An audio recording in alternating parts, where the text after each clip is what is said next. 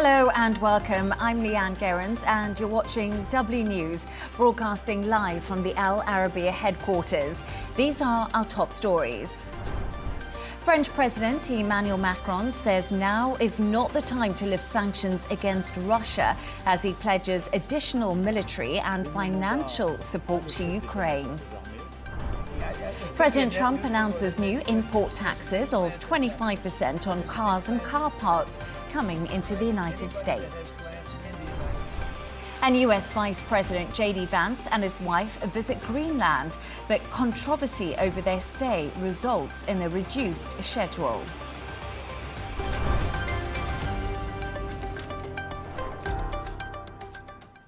Now to our top story, and European leaders have pledged continued support for Ukraine in Paris today for the coalition of the willing.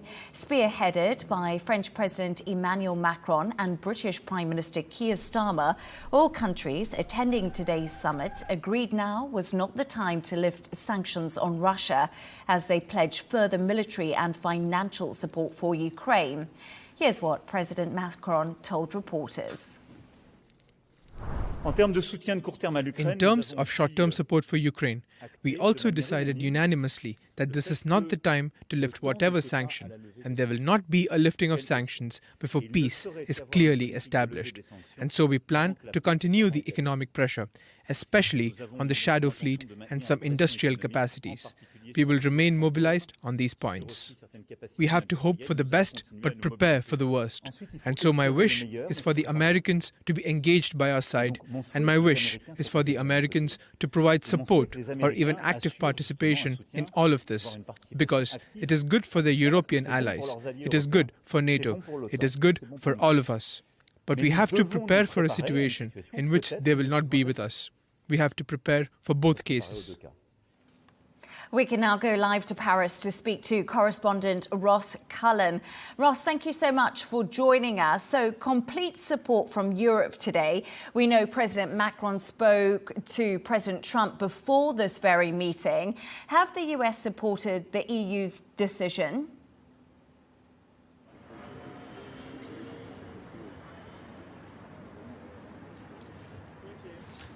Well, overall, the membership of this so-called coalition of the willing does include the EU, but it's broader than that as well. It includes Iceland, the United Kingdom, Norway, Canada, Australia. They were all there present today at the meeting in Paris, here in the French capital, Leigh Ann, showing that this coalition of the willing does have that momentum to have these regular summits, to push forward with its plan, particularly that notable plan we can discuss in a minute about this so-called reassurance force. But the United States not present, not an official member of these gatherings that are led by Keir Starmer and Emmanuel Macron. However, they do regularly speak to President Trump. Both men have been to see the US leader in Washington so far this year, and they want to keep him appraised of the latest decisions taken by this so-called coalition of the willing. Now, Keir Starmer did point out that any reassurance force or security guarantees given by European leaders and Western allies to Ukraine after any peace deal is signed should have American support for a backstop.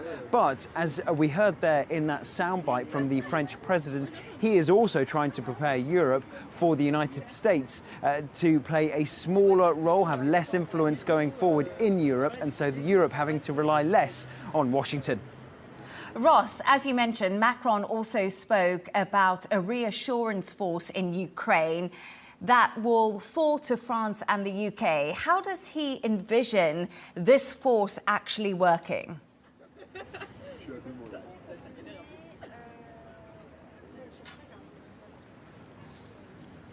Well, Leigh Ann, we had some news out of the French president on that when he said that there would be special teams of military advisors from the United Kingdom and from France travelling to Ukraine in the coming days for a couple of reasons. First of all, to speak to the Ukrainian armed forces to see how the training is going on, to ensure that the size of the Ukrainian military is increased, and also to examine the situation on the ground. How many soldiers would be needed to be provided for this potential reassurance force force inside Ukraine, what kind of hardware would be required, what kind of equipment would be needed. And so the President and the Prime Minister have tasked their Chiefs of Defence Staff with drawing up a team of military representatives to be sent to Ukraine in the coming days to carry out those tasks. Ross, and just finally, JD Vance called Europe pathetic in the leaked signal messages earlier this week. Did any of the leaders respond to the slur at all today during this Coalition of the Willing meeting?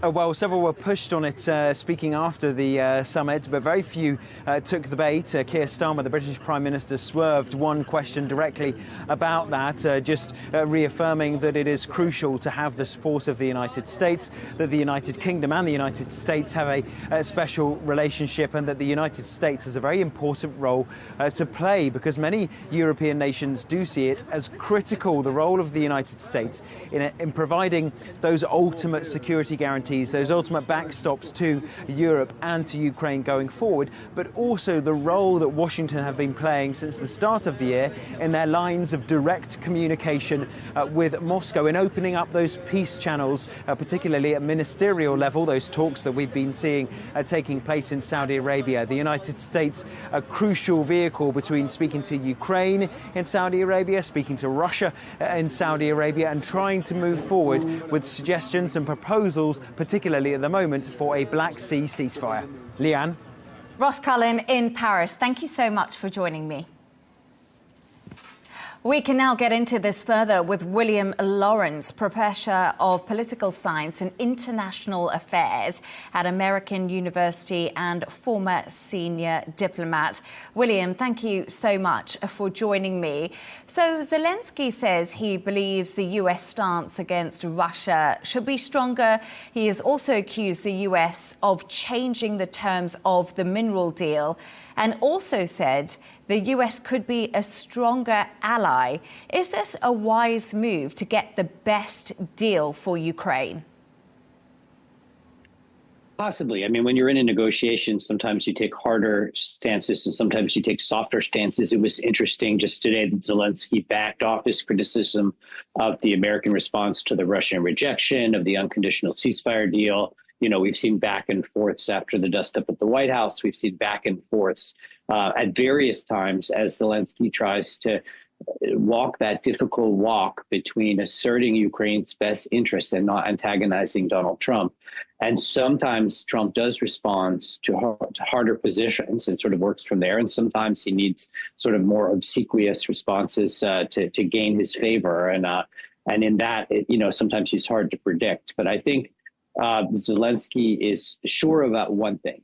He's sure that he has the heavier lift on convincing Trump to defend Ukraine's interests in this deal.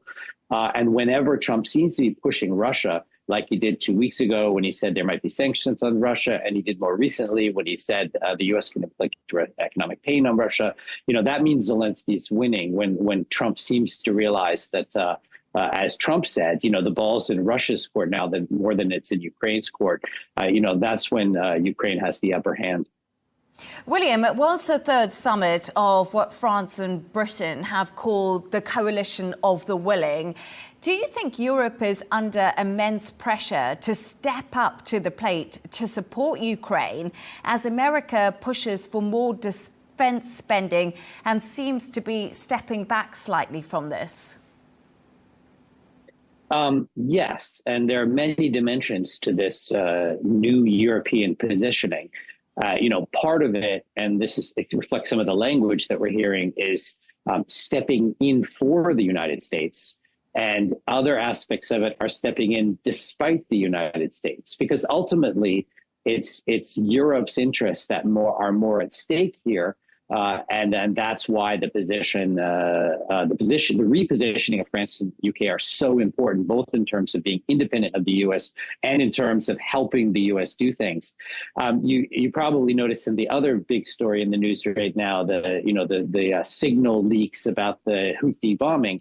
there was a very interesting discussion between Stephen Miller, J.D. Vance, and others about extracting concessions for Europe when the U.S. does things to help the European economy, in this case, opening up the Bab el-Mandeb Straits. And that reflects really interesting ideas about Europe in Trump's inner circle.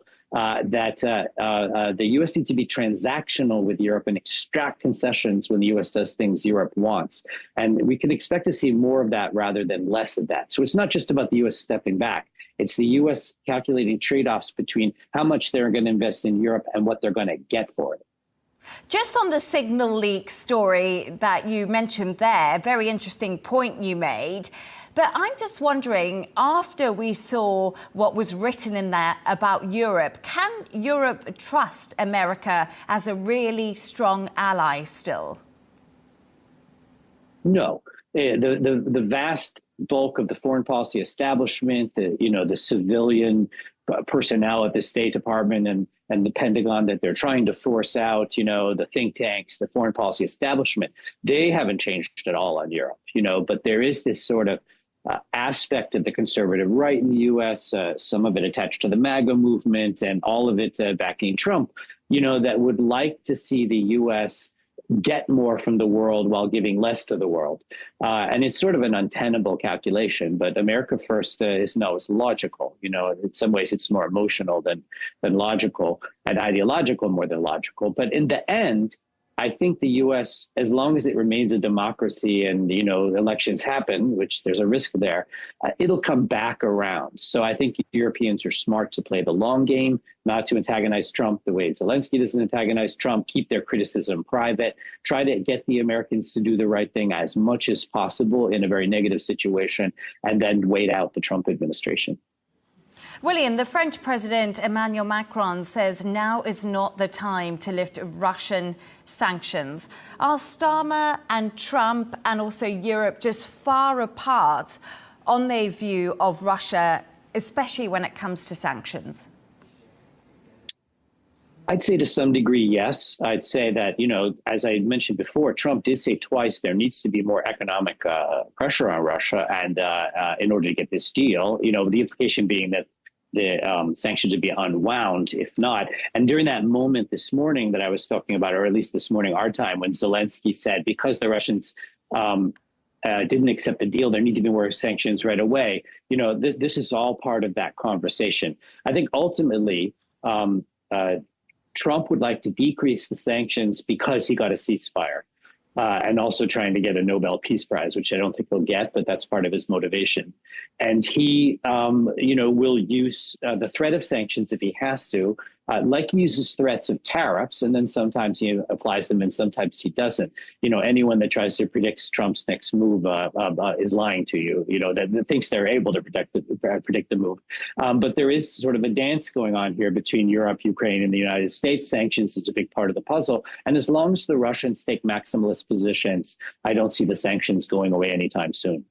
William Lawrence, Professor of Political Science and International Affairs at American University and former senior diplomat. Thank you so much. It was great to have your insights. My pleasure.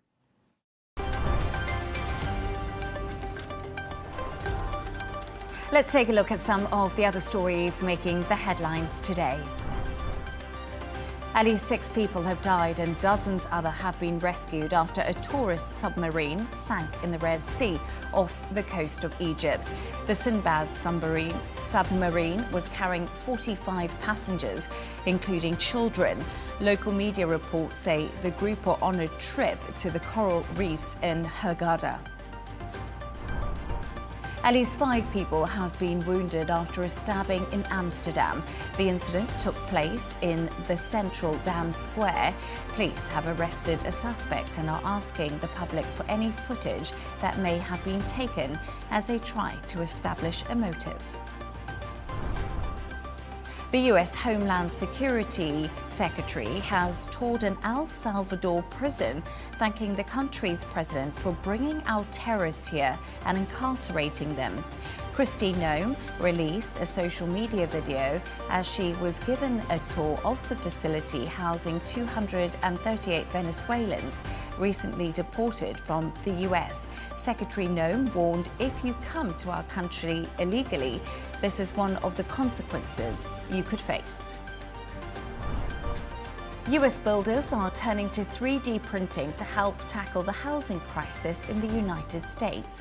Over 500 homes have been constructed in the Colorado Rocky Mountains in the last 3 years, each taking 5 to 7 days to build. It's hoped it will solve the shortfall, which has led to sky-high prices and plunged millions into poverty.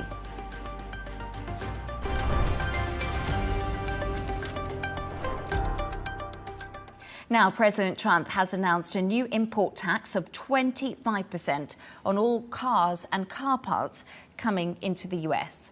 Trump says these levies will come into play on the 2nd of April and believes these tariffs will help drive US manufacturing. I'm now joined by our international correspondent, Sarah Firth, who is in Washington for us.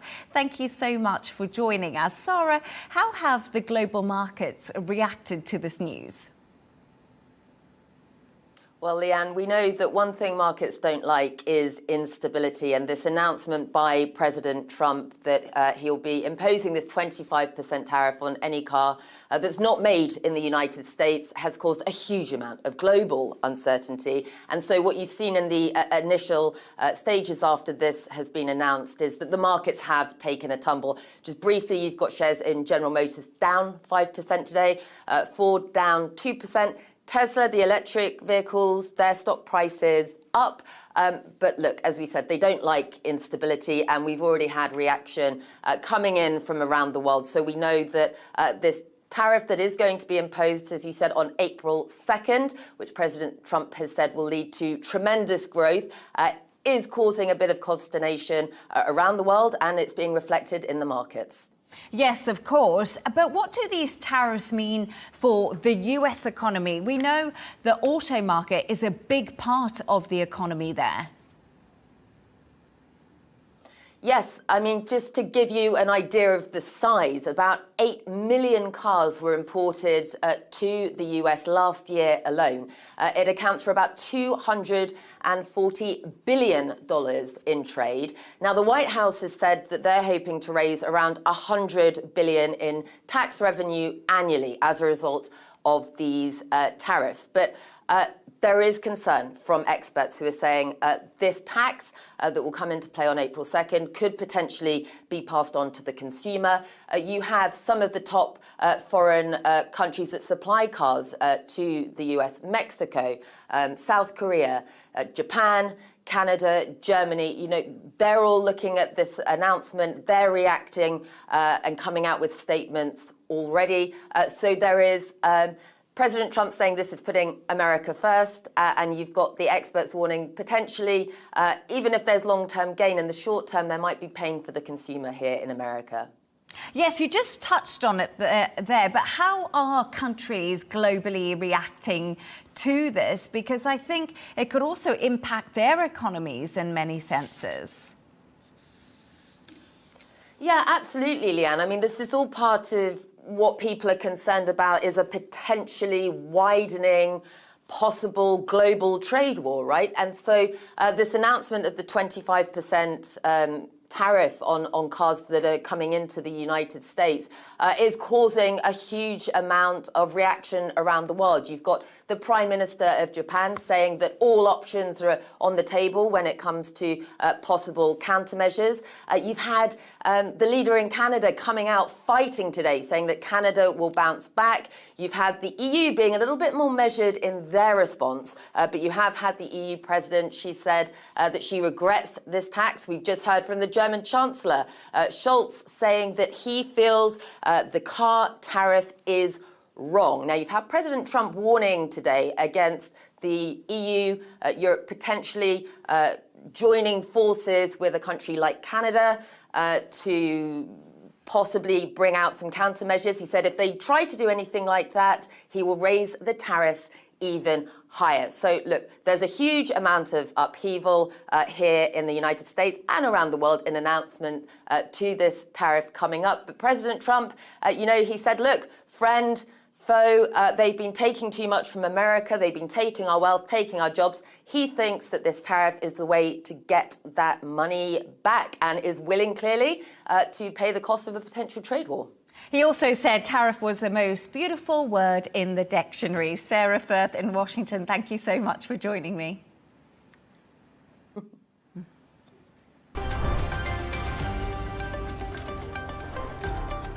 Let's take another look at some of the other stories making the headlines today. Hamas spokesperson Abdel Latif al-Qanoa has been killed in an Israeli airstrike in northern Gaza.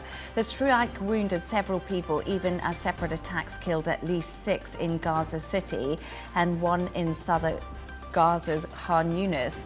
Earlier this week, Israel killed Ismail Baroum, a member of the Hamas political office, and Salal al-Barawi, another senior leader. North Korean leader Kim Jong-un will visit Russia later this year, according to Russian state media.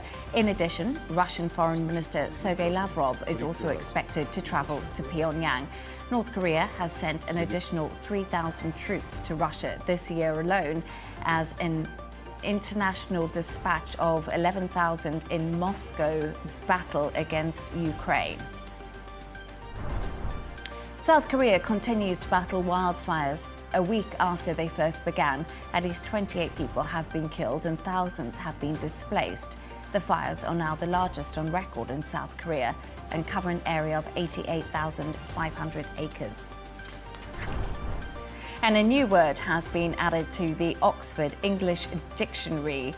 Giggle. Inspired by the Philippines, a Tagalog language, giggle symbolizes an intense feeling caused by anger, eagerness, or the pleasure of seeing someone or something cute or adorable.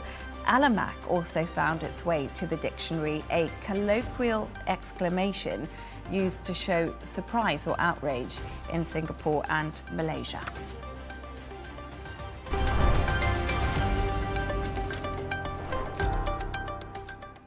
US Vice President J.D. Vance is in Greenland today alongside his wife Usha, albeit on a reduced schedule, a move which has been welcomed by Denmark.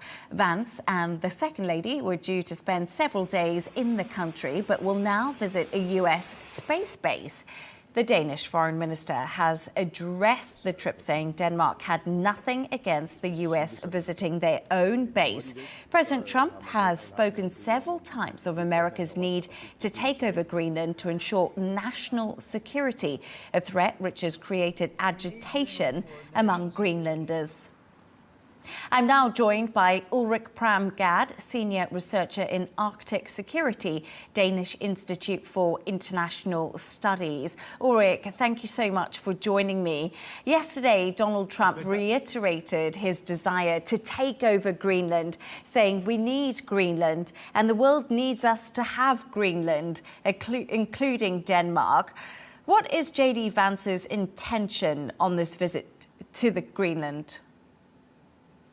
Yeah, in a sense, it was diverted. The original plan was to project soft power, to show a respect for Greenlandic culture, and in that sense play into the narrative that that Greenlanders would want to be Americans. Unfortunately, they didn't. So a lot of demonstrations, etc., was announced. So instead, the vice president joined the trip and goes to an air base where he'll probably talk about the need to revamp and security, military security in Greenland.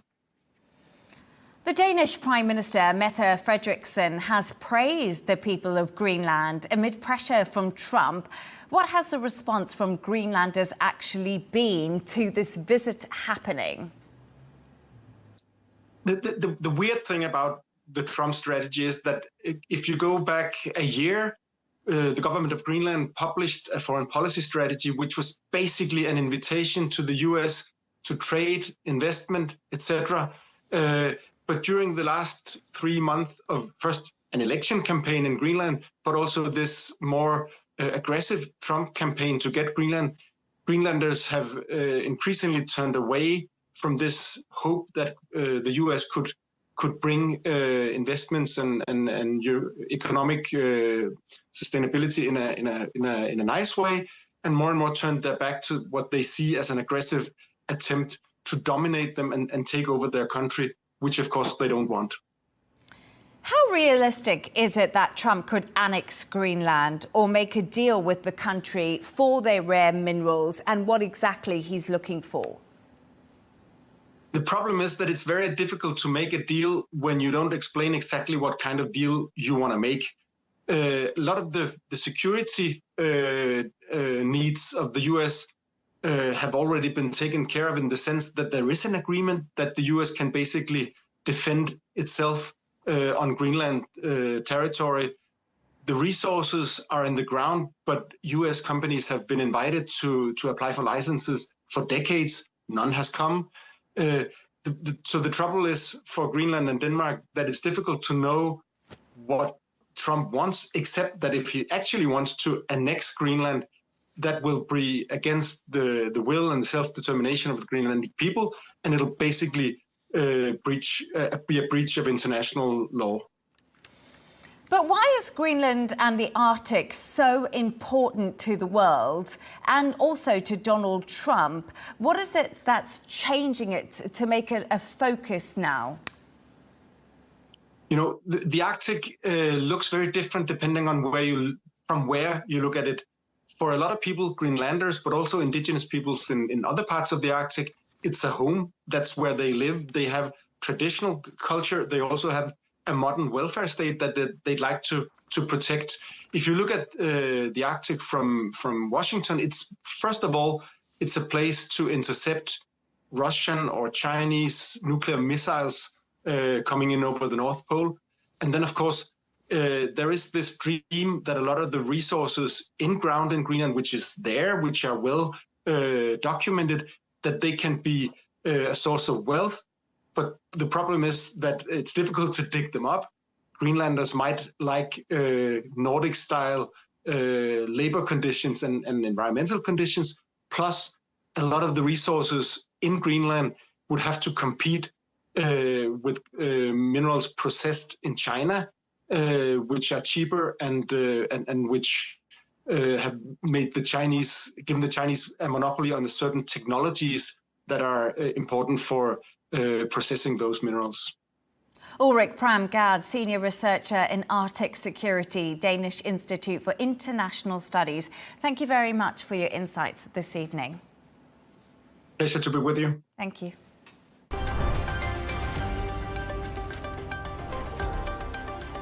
Let's take a look at the top business news now.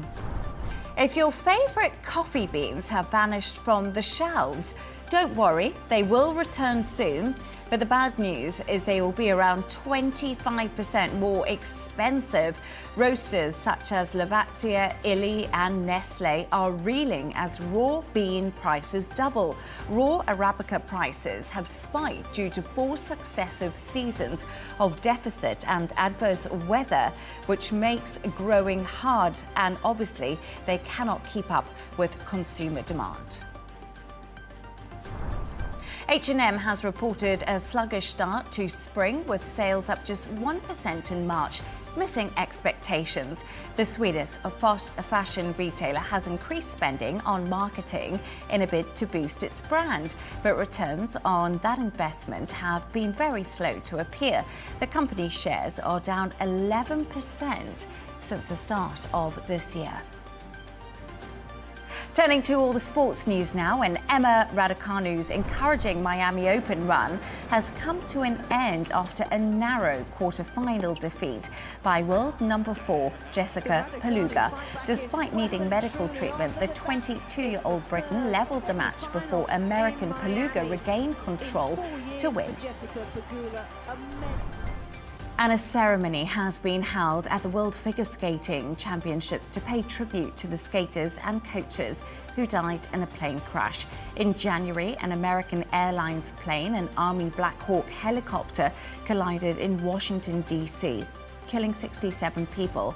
Of those who died, 28 were skaters, coaches, and members of the figure skating community who were returning from the US Championships over in Kansas.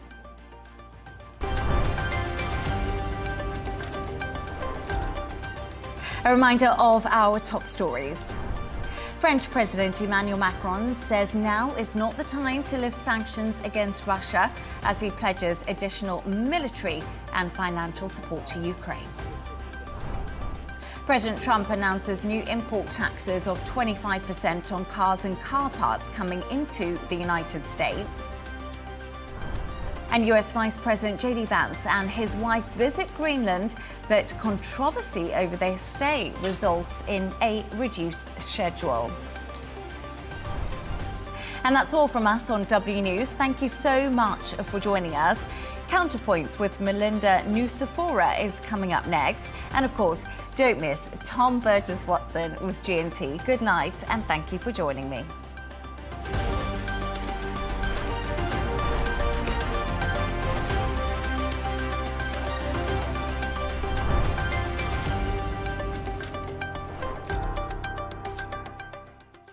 At our Arabiya News, we go beyond the headlines. From the latest breaking news to in-depth coverage of global events. We're not bought or sold. Nobody owns us. The loss of life, the destruction of property. The conflicts are such a terrible thing. Context and analysis to help you see the full picture. The world is in a very dangerous place. Join us on Al Arabiya News. It's very impressive. Where knowledge meets perspective. By now, Israel and Hamas should have moved to phase 2 of their ceasefire deal.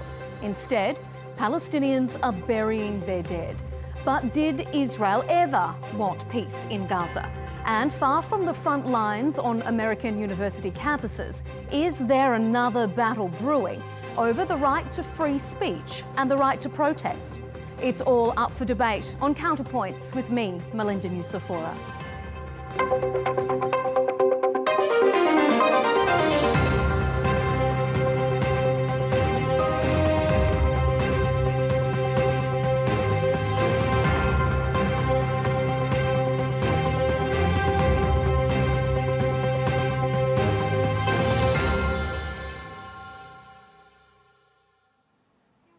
When an Israeli airstrike shattered the fragile Gaza ceasefire, it also blew up the notion for some that the Netanyahu government was ever interested in a lasting peace, especially with threats like this from the defence minister.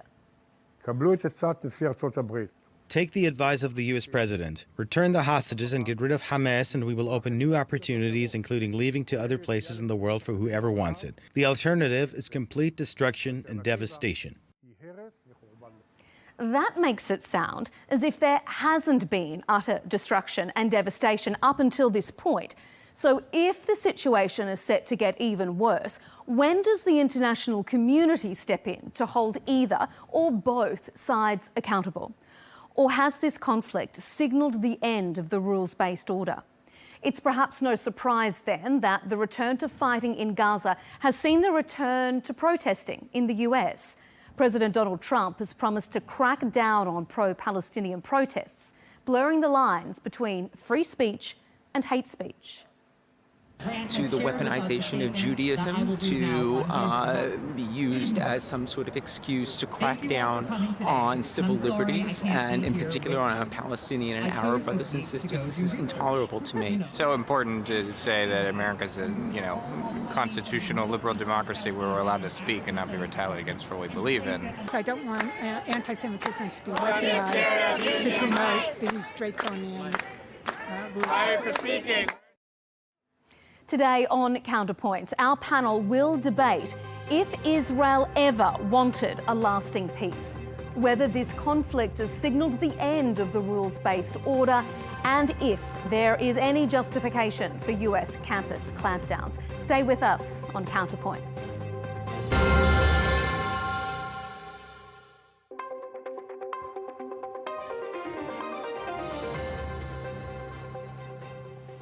We are at a crucial moment in the Israel-Hamas conflict. To discuss all the recent developments, I'm joined by the Palestinian Kuwaiti journalist and analyst Ahmed Eldin and Alan Dershowitz, the Emeritus Professor of Law at the Harvard University and author of The Case for Israel. Gentlemen, thanks for joining us here on Counterpoints.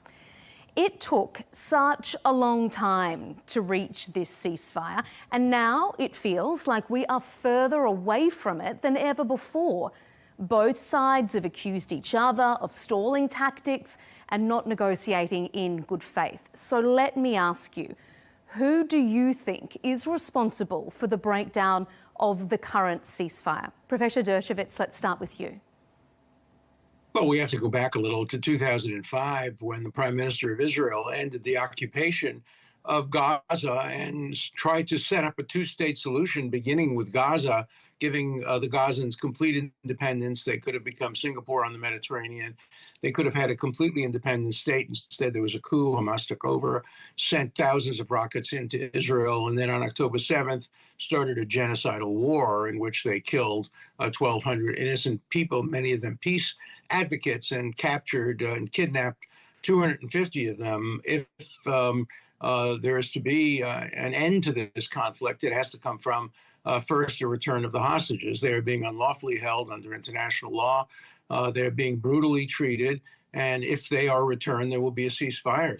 So the failure to return and the idea that giving one American back with 4 or 5 dead bodies somehow is enough to justify ending Israel's self-defense tactics simply is never going to do it. So it's all in Hamas's responsibility, and it's in Hamas's court. And if they were to today to announce on the show or anywhere else that they are going to return a significant number of hostages, there would be a ceasefire. And then maybe we could move toward a permanent ceasefire and ultimately toward a two-state solution. Ahmed?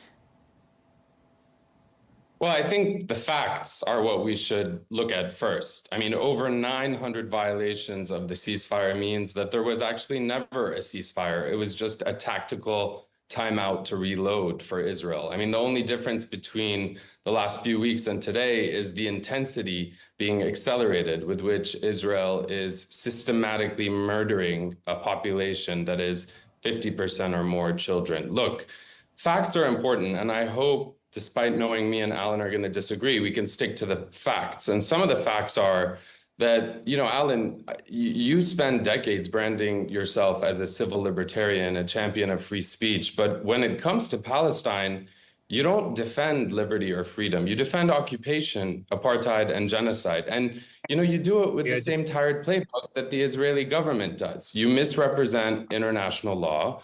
You dismiss Palestinian suffering as propaganda, and you gaslight the world into believing that Israel, the nuclear armed occupier, is the victim here. I mean, let's be clear about the facts. Israel is not defending itself. It is enforcing a system of ethnic domination and ethnic cleansing.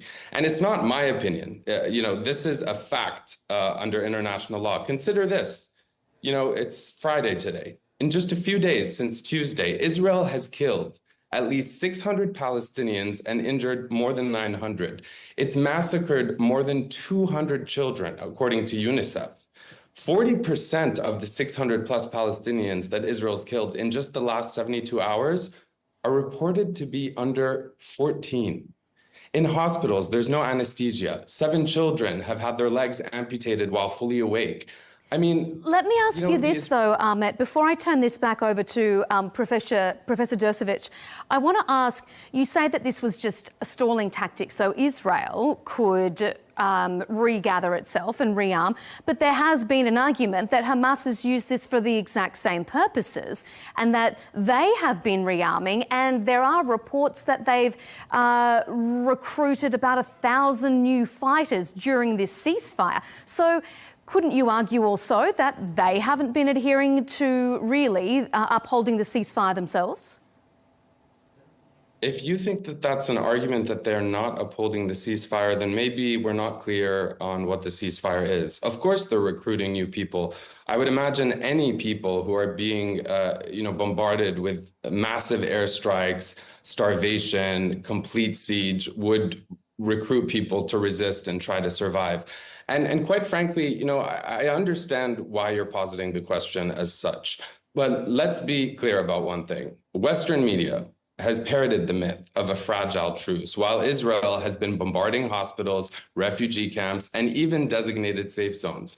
So when, you know, it's maddening to me. I mean, when a ceasefire was agreed upon to end the suffering, it was supposed to be a three-phase deal that promised a halt to the bloodshed, hostage exchanges, and negotiations for peace. Netanyahu chose power over human life. He chose power over the hostages, as he has, which is why more than 200 of the top businessmen in Israel are challenging him, and his complete you know, kind of dismissal and disregard in a so-called democracy of the High Court's decision when he got rid of the Shin Bet intelligence leader. Look, Netanyahu has been stalling. The Israeli ministers have said, including those in his coalition, that there cannot be a ceasefire, that the ceasefire must be violated. I've told you that they violated it 900 times. They've been carpet bombing.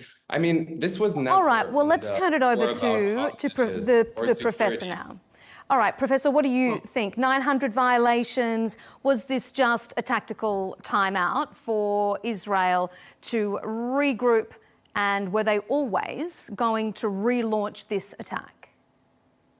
The last thing Israel needed was a timeout. It was winning every aspect of the war. It was winning the war against the Houthis, winning the war against Hezbollah, winning the war against Hamas. If it had just continued, it could have wiped out Hamas, and then we could have a two-state solution. I want to focus on children. This is the big lie. Remember that Hamas recruits children to become combatants at the age of 13. That doesn't necessarily mean that it's a lie, that children have been caught up in the recent bombings.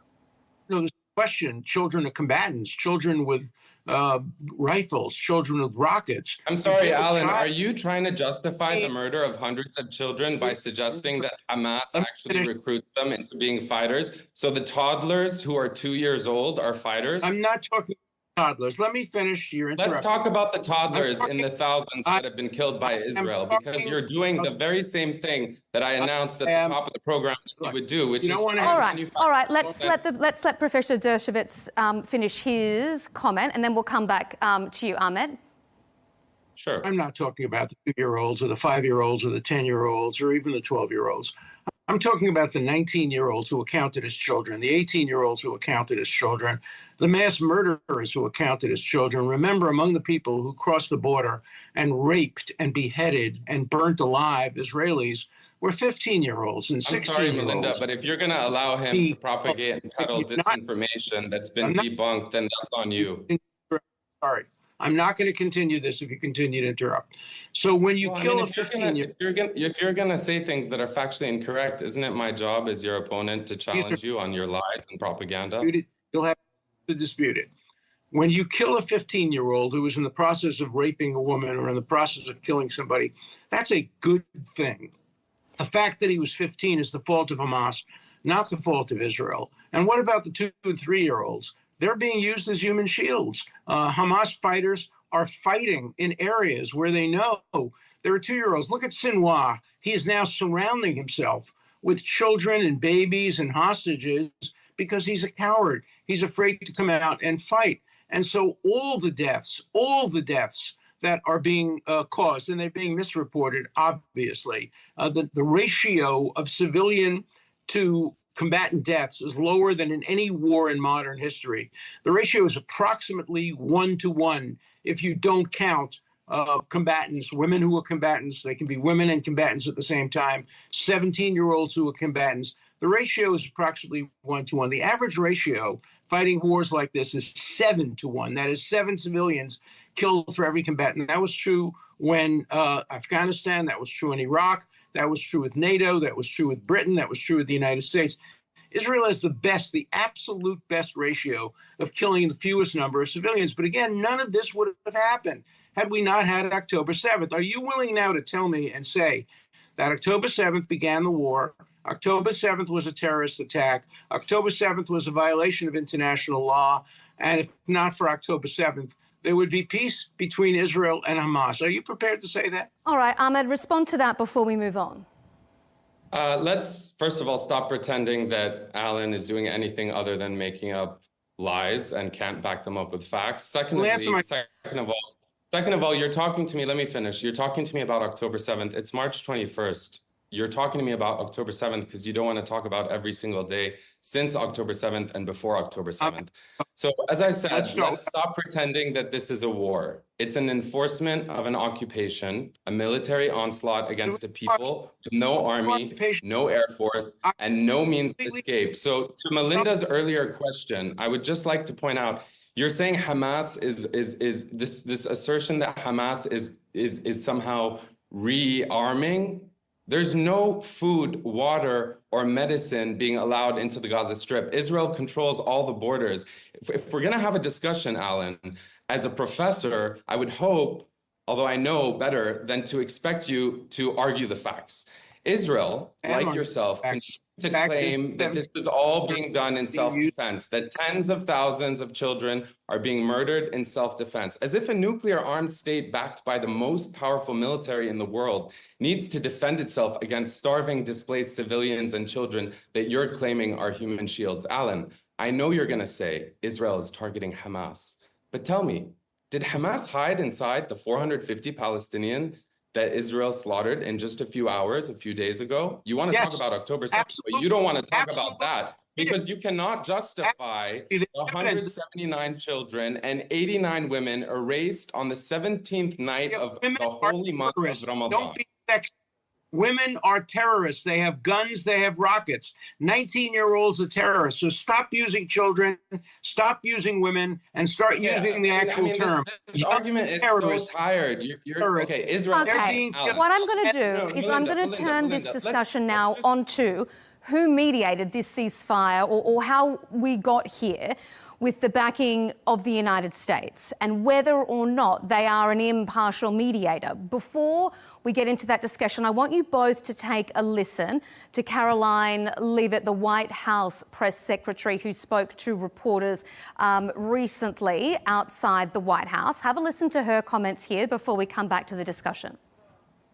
Well, the president made it very clear to Hamas that if they did not release all of the hostages, there would be all hell to pay. And unfortunately, Hamas chose to play games in the media with lives.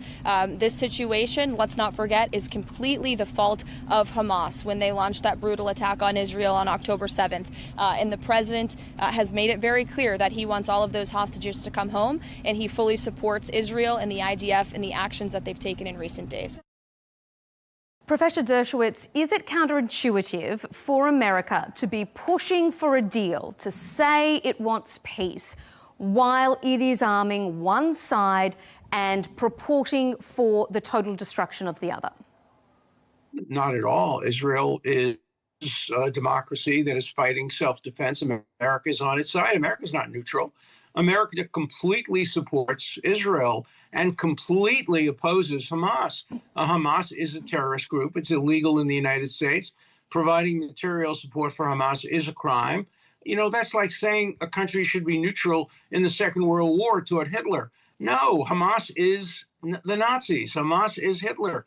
Sinwar is Hitler. These are people, look at the Hamas charter. The Hamas charter is the same as the Nazi charter. They want to kill every single Jew who lives anywhere in the Middle East. Look, but not every person in Gaza is Hamas. Not everyone supports Hamas. Say it again? Not everyone in Gaza is Hamas. There are people who are being caught up in this who aren't part of Hamas. Of course, and there are people in Israel who aren't supporters of Netanyahu. In a war, people get killed on both sides. Hamas started the war. There's no doubt about that. I have not heard Ahmad admit yet that on October 7th, Hamas started the war. By starting the war, they exposed their civilians just the way when the Nazis started the war in 1939, they knew there'd be tens of millions of German civilians killed. That's what happens in war. If you don't want civilians to be killed, you don't do two things. You don't start a war and you don't put your civilians as human shields. If you use your civilians as human shields, and by the way, Sinwar said that in his dying declaration, just before he died, he praised the martyrs who were human shields. We have tape recordings of Hamas leaders praising human shields. We are all martyrs. Sinwar said he wants civilians to be killed. Every time Israel kills a civilian, that helps Hamas. So let's put the responsibility where it is, squarely with Hamas. Ahmed, what do you think? Ahmed, do you think that there could have been a ceasefire without the United States?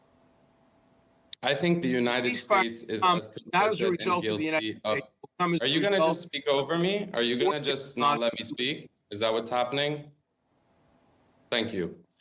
I think the U.S. is guilty of ethnic cleansing and genocide as Israel is, because they've been backing Israel, not just since October 7th, but for decades. And they've been backing a systematic campaign to ethnically cleanse the native population. Now, Alan is saying the same thing over and over because he can't say anything else, because he can't argue the facts. But he does like to talk about free speech. And you did ask about the U.S. and its role.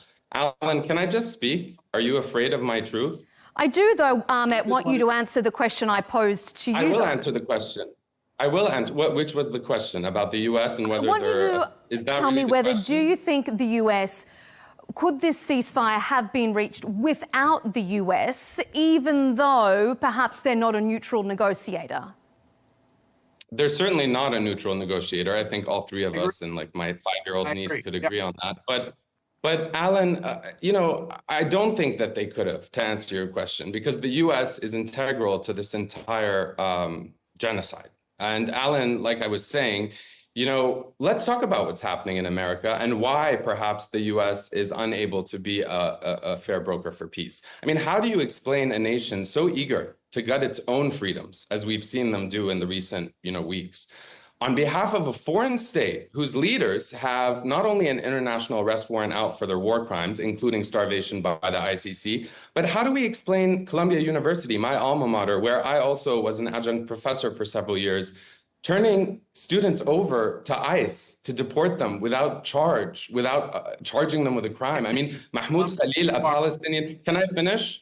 Mahmoud Khalil, a Palestinian doctoral student, arrested in broad daylight in front of his 8-month pregnant wife by unnamed agents wearing Avengers shirts. I mean, it's insane to me that we're sitting here having a debate about America perhaps not being a fair broker. I mean, Jewish students protesting genocide, Alan, are being expelled for protesting against genocide and ethnic cleansing, which, as you know, millions of Jews were the victims of during the Holocaust. Grant Minor, the Jewish Columbia student and president of the Student Workers of Columbia United Auto Workers, was expelled by the university for protesting. Meanwhile, those who speak out are being silenced, like a French researcher just a few days ago being We are going to upon... come to free speech really shortly. I want to move this on. You were mentioning free speech there, Ahmed. We are going to come to that really shortly. But I want to move our discussion on to accountability. Because under international law, warring parties are expected to adhere to rules of distinction to minimise civilian casualties, as you've both been discussing already, but also proportionality.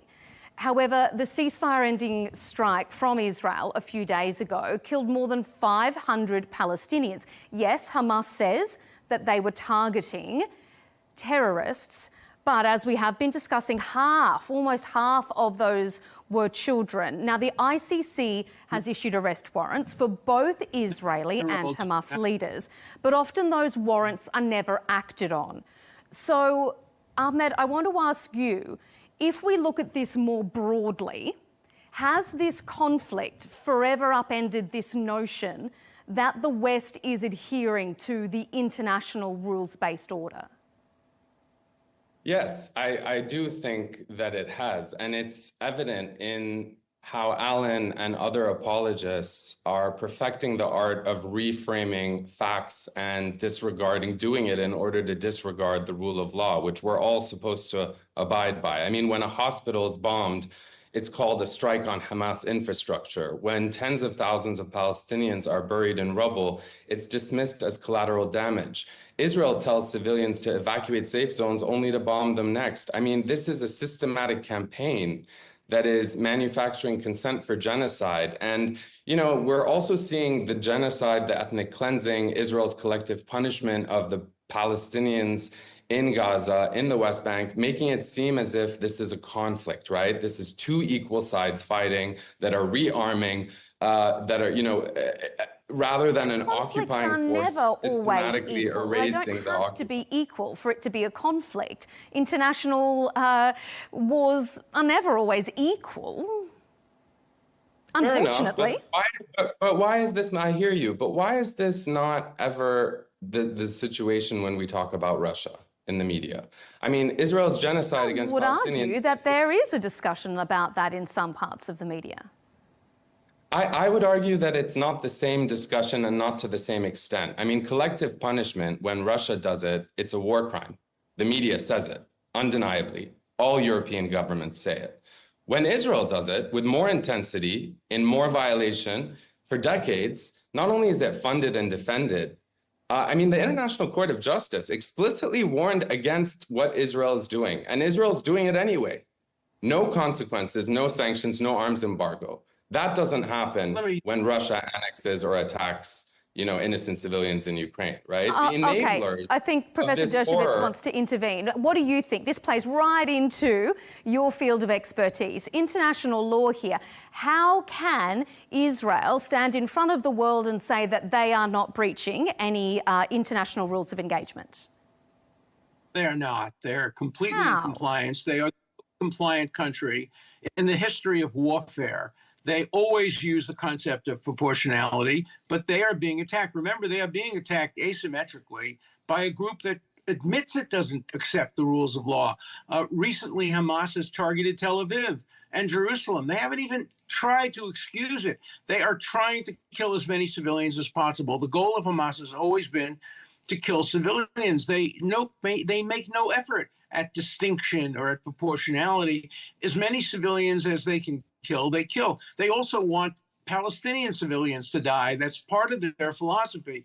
The more Palestinian civilians are dead, and the more you can call them children and women, the more somebody like Ahmad could get on television and try to blame it all on Israel. Israel doesn't benefit when it kills a civilian. Professor, I want to ask you, though, you say that they are upstanding international citizens, but there were very credible reports that suggest that Israel loosened their rules of engagement at the start of the Gaza war to allow attacks despite heightened risks of civilian targets. So how can you excuse that? That's exactly right. Countries change their rules of engagement all the time. Proportionality requires context. And when you're fighting an enemy that uses children and uses human shields, of course you have to change your rules, but the rules are still consistent with proportionality. There is no country in the world... Oh, I'm sorry, you have to change the rules to somehow justify and enable you to kill children and find a way to justify it. Of course, that's, as a professor of international law, you're saying that this happens all the time. Forget the treaties that we've signed, forget Israel's own constitution. And I mean, it's laughable, sadly, if it wasn't so obscene to hear you say this, Professor. You're not going to let me finish. We'll let the professor finish. Israel has gone to more effort. Israel has risked more of its soldiers than any country in the history of modern warfare to reduce the number of civilian deaths on the other side, and for a very obvious selfish reason. Every time a civilian dies, every time a child dies, every time a woman dies, Israel is hurt.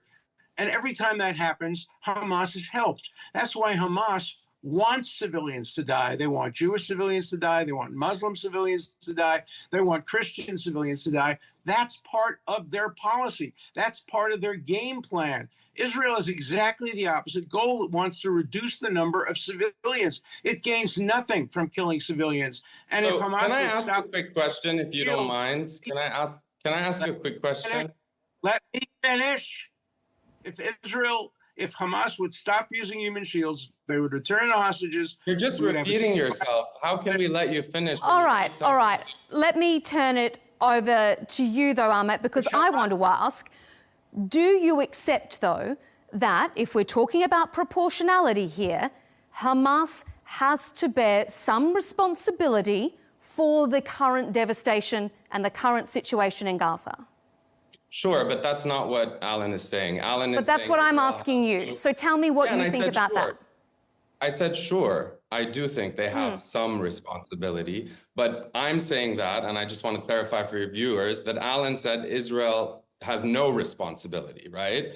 And I just think that says a lot in of itself. Alan, I don't know if you're going to answer this, but after I finish my points, I'd love to know, why then are Israeli leaders saying there's no such thing as a civilian if Israel is trying very hard? I mean, it's kind of conflicting, right? For so many Israeli leaders to come out and say that everybody in Gaza is a target. There's no such thing as, you're interrupting me. I'm almost done. Why? Of course there's civilians. Everybody knows there's civilians. It's a lie. So then why are the Israeli leaders saying this? Kind of, what is this language? It doesn't prove genocide. You don't think that this proves genocidal intent? And that's the reason that the ICJ, hold on, that's the reason that the ICJ found that Israel is plausibly committing genocide? Alan, you are one of the architects of this framing, as we've witnessed on this program. You twist language the same way Israel twists facts, because without propaganda, this kind of brutality could never be justified. Even if, as Melinda asked me, Hamas has a burden to pay or some responsibility. And Alan, I know that somewhere in that hollow body of yours, you know that what I'm saying is true, because you love to talk about international law when it serves you. So tell me, when does international law allow starving an entire population? When does it allow bombing hospitals? Does international law say if the Hamas boogeyman... All right, okay, I want to turn it over. I want the professor to be able to answer your question there, Ahmet. I want the professor to be able to answer that. So, Professor, under international law, do you think that Israel has upheld its part of the bargain, letting in humanitarian aid? It's been criticised across the board for that. How can they justify it? And criticism is wrong. Israel has allowed more humanitarian aid than the United States ever allowed into Germany, than any country has ever allowed. But we're not talking about the World War II. A lot has happened in the world since World War II. Who has heard of an enemy providing oil and gas so that the enemy can use it for its rockets? Of course, Israel has to make sure that the material that's going to the Gaza is not being used by Hamas as weapons. And Israel has opened up the corridors. It only closed the corridors after Hamas refused to release the hostages that it did pursuant to a deal. Let me talk about the International Criminal Court. It is a fake court. It is a UN court. Its members are picked by their countries. They have to do the binding of their... The Chinese judge will be executed if he doesn't follow the Chinese government. The International Criminal Justice is not a real court. It's a fake court. Nobody should listen to it. International law is important as long as it's administered fairly. But when you have courts condemning Israel more than all the other countries of the world combined, including in the Sudan. Perhaps that's because Israel's committing systemic violations that violate the international law in a way that no other country has. There's a new concept. It's called Palestinianism. I have a book about it. And it believes that the only group in the world that deserves support are Palestinians, and the only group in the world that deserves condemnation is Israel. And what's happened is Palestinianism is destroying human rights and turning human rights into only Palestinian rights, ignoring the rights of the people in Darfur who are actually starving, the people in other parts of the world who are actually starving. The Palestinians have caused their own problems. They could have had a state. Oh, yeah, sure. Yeah, they caused their own problems. Respond to that before we move on. Respond to that for us, Ahmed. Honestly, it just sounds like I'm speaking to like a child. I don't know. He's still speaking. I hear him in the background yelling like a crazy person. And honestly, I hate to make it like I'm attacking you personally, but I'm quite appalled at your level of not being informed on basic international law. Melinda, as you know, assassinating and targeting journalists and their families is a war crime. Are you in favor of a two-state solution? Are you still speaking? Are you not going to let me speak? I don't want to talk. We're not talking about the two-state solution. We're talking about you actively finding very bizarre ways to justify genocide. Look, Melinda, we hear about Israel's right to defend itself. And for your audience, it's important for me. Are you going to keep interrupting me? We're going to come back to you in a moment, Professor. Let's let Ahmed finish, and then we're going to come back to you because we're going to move on really shortly. Ahmed, wrap this up for us. I'll wrap it up for you. We hear it over and over. Israel has the right to defend itself. Alan just said it. But let's be clear. Israel is not invoking self-defense against another sovereign state. It is invoking self-defense against the very people it occupies. Now, I know Alan very conveniently wants to blame everything on Hamas and the Palestinians themselves and Palestinianism. He sounds like a child. What you call self-defense amounts to the bombing of neighborhoods, the destruction of entire communities, and the systematic starvation of more than 2 million people. And under international law, an occupier, as you know, Alan, has no right to claim self-defense against the people it occupies. So why then are the audience asking, can I just finish? Why then is the burden of proof always, as Alan is putting it, on the oppressed, never the oppressor? When Hamas fires rockets, Israel and its allies call it terrorism. But when Israel flattens entire neighborhoods or sends pagers to Lebanon, which the former CIA director admitted very openly is a mass terror attack, it's called collateral damage. I mean, Alan, you've spent your career twisting legal arguments to justify Israel's brutality, and I get that. But tell me, if a foreign army invaded your home, demolished your neighborhoods, and executed your family, would you agree that such actions were self-defense? Okay, let's let Professor Dershowitz respond before we move on. Right of reply to you, Professor. Hamas invaded a peaceful area, a peaceful music festival, and murdered and raped everybody. Yes, I think that is aggression and attempted genocide. And Melinda, yes, you're aware he didn't just let the professor finish. Thanks, Ahmed. Well, he didn't answer my question. Israel is fighting a nation. The nation Israel is fighting is called Iran. Iran has armed Hamas. Iran has armed the Houthis. Iran has armed Hezbollah. And Israel is fighting against a four-pronged attack to destroy its very existence. Remember, Hamas's charter demands that Israel not exist. I have favored a two-state solution since 1967. I continue to favor a two-state solution. I would like Ahmad to answer my question directly. Do you support a two-state solution in which there is a Palestinian state living in peace next to a Jewish state called the nation-state of Israel? Do you support that? Answer. Alan, I'm not a monkey that you can make answer when you're not engaging me. No. Why would I answer him if he didn't answer me? He started talking about Hamas. And by the way, my name is Okay. Let's not descend into I'm not that discussion. Unless you're going to answer Professor's comment, I'm going to move on. Okay, I'll answer the question. I support truth and facts, and I support Palestinians living in freedom and liberation from the river to the sea, just like Jewish citizens of this state, whatever you want to interpret that as. But I do want to say, we haven't talked about, Alan, the fact that you built your entire, I'm sorry? Israel. I'm sorry? You believe there should not be a country called Israel because you say... No, that's what you're saying. I said what I said. I know what you're trying to do because you're the kind of guy... Look, Alan, let's be honest. Okay, I'm going to move this on because we've still got... Melinda, we still have... Why is he allowed to say that and then I can't defend myself? Okay, but make it snappy. Okay, you defend individuals like Jeffrey Epstein, justify the targeting of killing civilians and children. And you're arguing that torture is sometimes necessary. Now you stand before us and you defend the ethnic cleansing of Gaza. At what point, Alan, do you stop asking questions of me that don't make sense? And do you start asking yourself and admitting that your legal arguments are nothing more than a cover for genocide?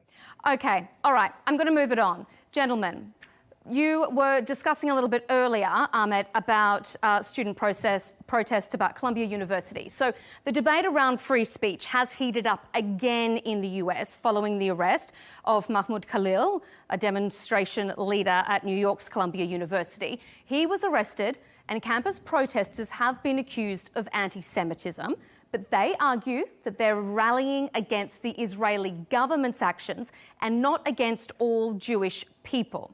So, Professor Dershowitz, let me ask you first. Are these clampdowns on protesters justified in any way if they're protesting, and we talk about the amendment of free speech? I'm completely in favor of protests. I'm completely in favor of free speech. I defended Palestinians in the Harvard campus and their right to put up a Palestinian flag.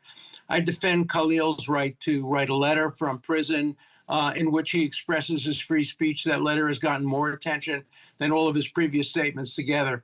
What they don't support is people getting into the country fraudulently.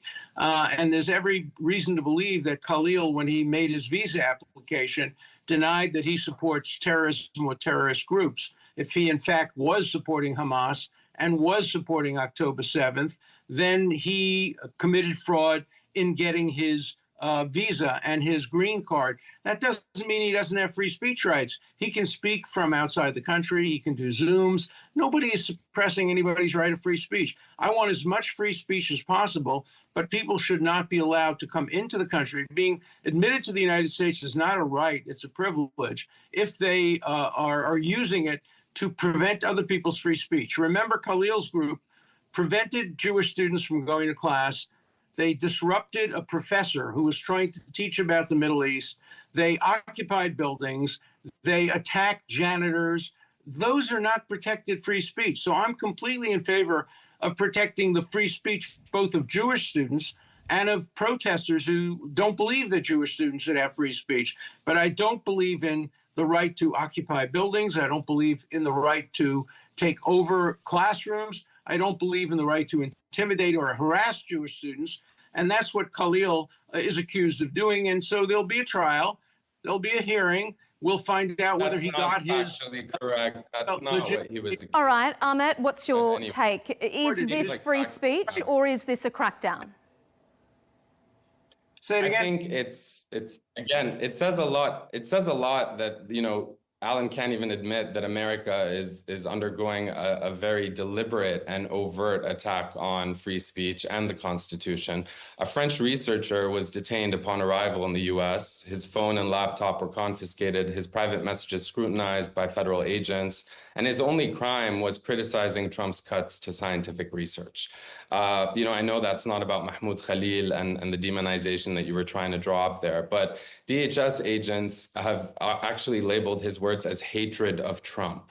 That could be described as terrorism. So, you know, he was deported the next day. But Alan, as you know, Alan, let me finish. Alan, as you know, not everyone, Alan, let me finish. Not everyone gets treated like this. For example, as a former professor at Columbia myself, Shai Davide, an Israeli professor who has spent 2 years. Can I just finish? Yeah. Has spent 2 years harassing colleagues, spewing all kinds of propaganda, calling for the death of Arabs, and protesting so aggressively that even Columbia suspended him. But has he been deported? Has he been arrested? Has he been branded a national security threat? Why is this? Well, Melinda, it's very simple. Because in today's America, free speech in America only applies when your words serve power.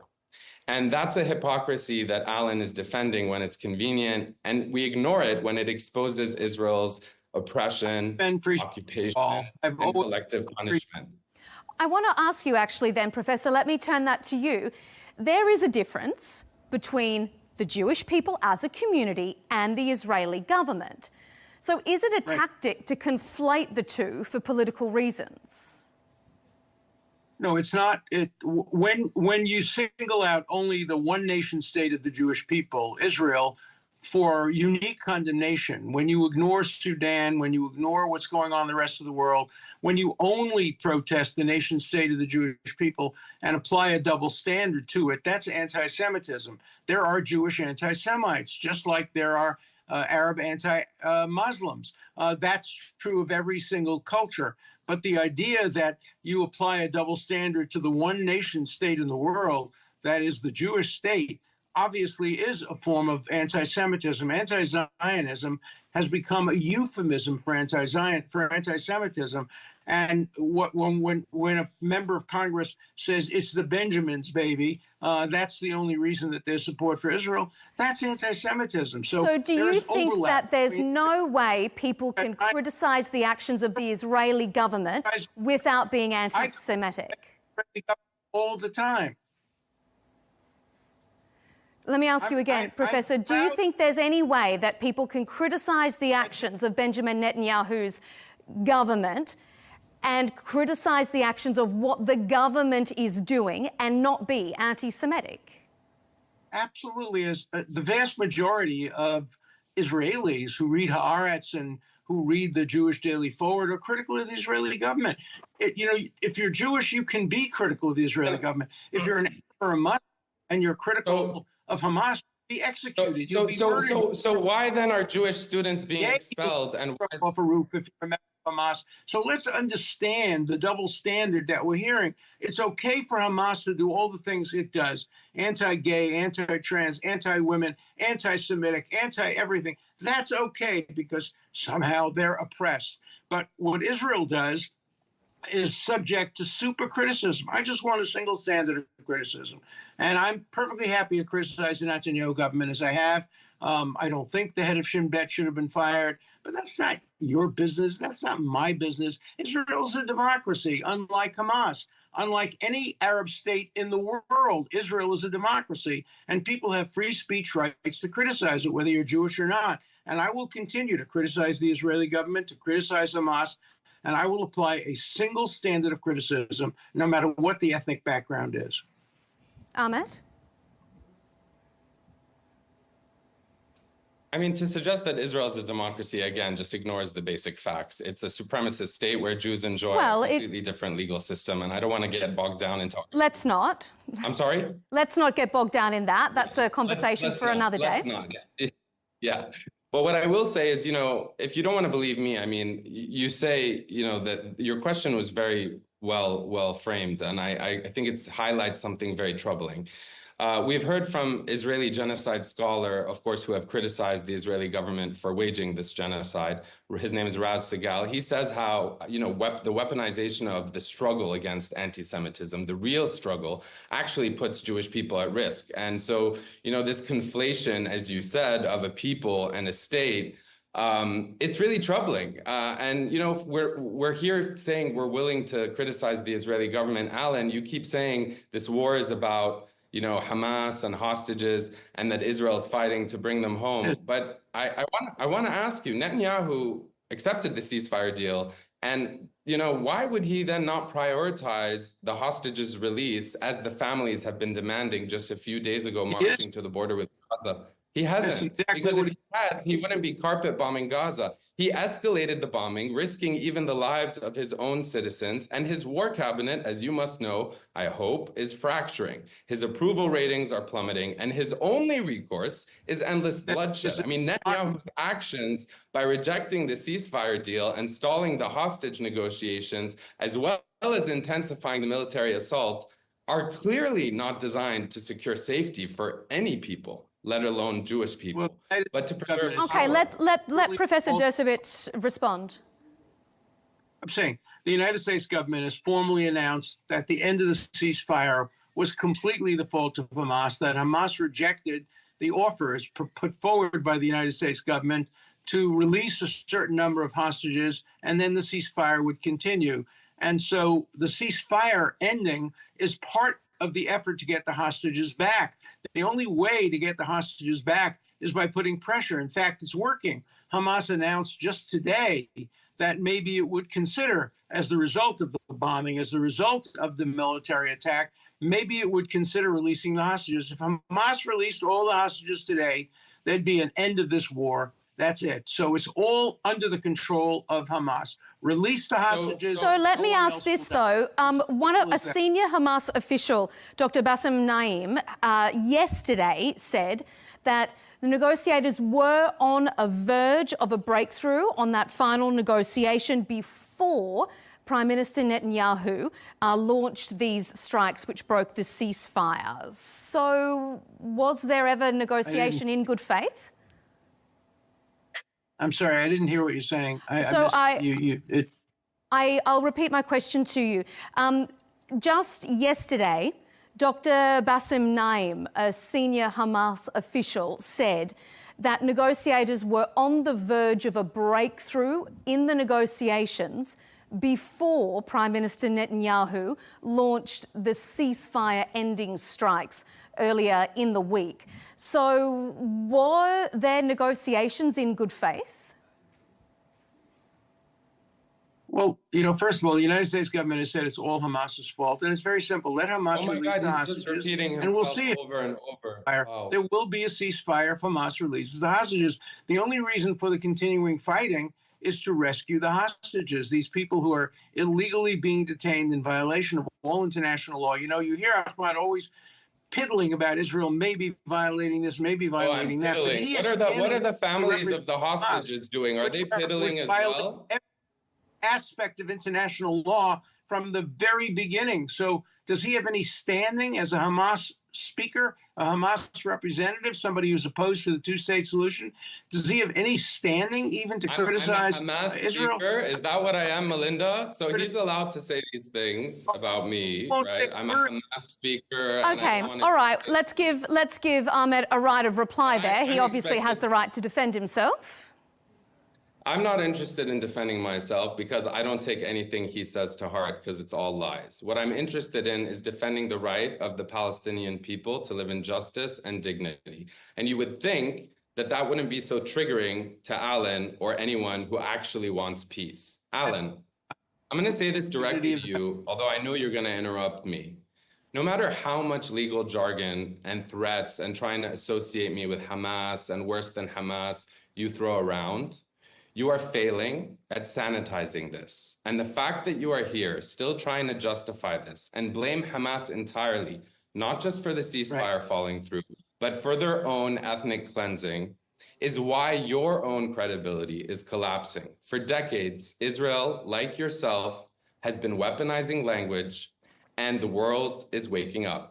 Palestinians are no longer just statistics. They are teachers, doctors, children, human beings being exterminated in front of our eyes, and no amount of propaganda or interruptions can cover that up anymore. This isn't about Hamas. Hamas has only been around for 20 odd years. If it were, as you say, about the hostages, Netanyahu would have taken the deal. But his power depends on war, which is why the same day he was supposed to go testify in his corruption. Can I finish without you interrupting me? I'm almost done. Just finish that statement, Ahmed. Professor, we're going to come to you straight after this to wrap it up. Ahmed, finish off very briefly. We're running out of time. I just wonder how many more journalists like myself and you need to be killed by the Israeli government before people like Alan and others can actually admit that Israel is flagrantly committing war crimes and is not being held accountable precisely because of what we've agreed on this conversation, which is the US is backing those war crimes. Okay, Professor, right of reply to you before we end, and we are almost out of time. Israel wants to live in peace and is perfectly happy to live in peace alongside Palestinians who live in peace. If Israel weren't the subject of what happened on October 7th, there would have been no war in Gaza. If Israel hadn't been attacked when it was first created in 1948, the Palestinians would have a wonderful, very large state. 100% of the fault for the Middle East crisis lies with the Palestinian leadership, with the Grand Mufti of Jerusalem who refused to accept Israel, with Hamas, which refuses to accept Israel. If Hamas will simply return the hostages, lay down their arms, there will be peace. If Israel were to lay down its arms, there would be genocide. It's as simple as that. This is a one-sided issue. Israel wants peace. It wants to live alone. It wants to live in peace. The Palestinians want to see the end of Israel. Zionism is about building a state, Israel. Palestinianism and Hamas is about destroying the state. And that's why my distinguished opponent took... Gentlemen, we could go on this ad infinitum, but I'm going to have to wrap it up there. I'm going to have to leave it there. Thank you both. This has been a very lively discussion. I appreciate your time. Palestinian Kuwaiti journalist and analyst Ahmed Eldin and Professor Alan Dershowitz, the Emeritus Professor of Law at Harvard University. Thank you both for your time.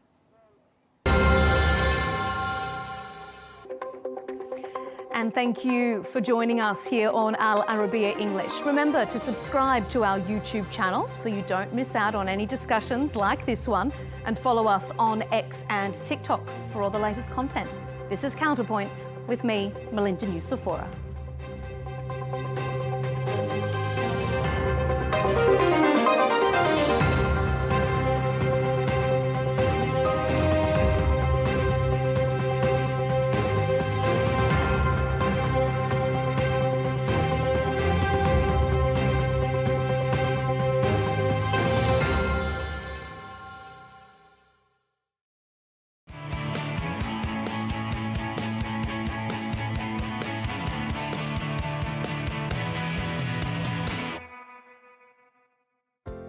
Guatemala. Adventure awaits at Guatemala. You can dare to explore the jungles or go on a canopy tour. The rainforests at Guatemala are perfect for thrill seekers to engage in many action-packed adventures. Guatemala is in fact known for its great outdoors. Its subtropical rainforests are protected, so people can enjoy nature-friendly activities such as hiking, biking, and horse riding. You can also hike up the Mayan pyramids. Tikal is a famous archaeological site hidden deep within the rainforest, where 70-meter or 230 feet high pyramids are seen through the canopies. It is a known UNESCO World Heritage Site that has more than 3,000 structures. And if a pyramid isn't enough for you, then you can also try hiking up an active volcano. Guatemala's Volcan Pacaya remains one of the most hiked volcanoes in the country. Molten lava slowly pours through its summit, creating huge dust and lava fields that admittedly create an impressive landscape. Also popular in Guatemala is the breathtaking Caribbean coast. You can reach it by boating along the Rio Dulce. It is a highly recommended trip as you'll get to experience a unique, isolated island feel. There, you'll arrive to hammocks and a rustic-themed beachside.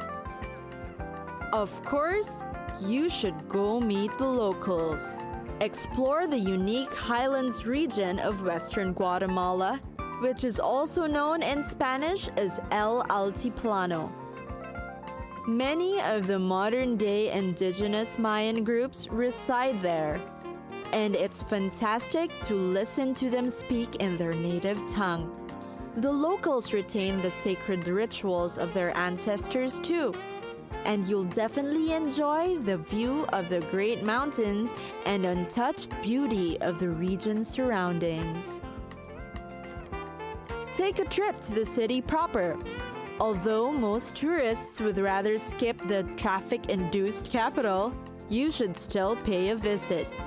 The place still has enticing gems yet to be discovered.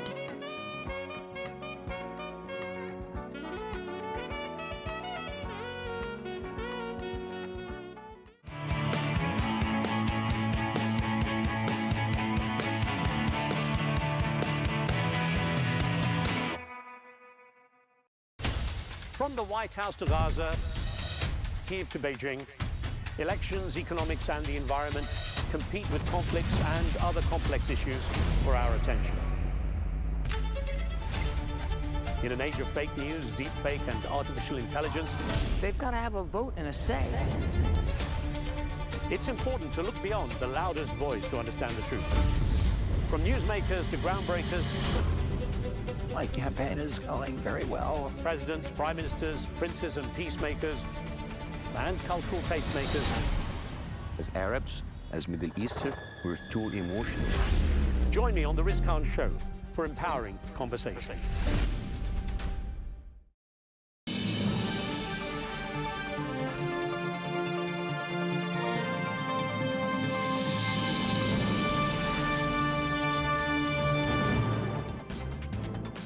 Hello and welcome to Global News Today, bringing you exclusive interviews with leading experts every weekday here on Arabiya News. I'm Tom Burges Watson. Coming up on today's program, President Donald Trump announces a 25% tariff on imported vehicles, expanding a global trade war, hammering stocks and testing already strained ties with allies. The Lebanese President Joseph Aoun is heading to Paris for talks on Friday. Ahead of that visit and in line with long-demanded political and economic reforms, Lebanon appoints a new central bank governor. And the Ukrainian President Volodymyr Zelensky thanks the more than 20 countries represented at a summit of the Coalition of the Willing in Paris, at which Germany and the UK say that now is not the time to stop Russia's sanctions.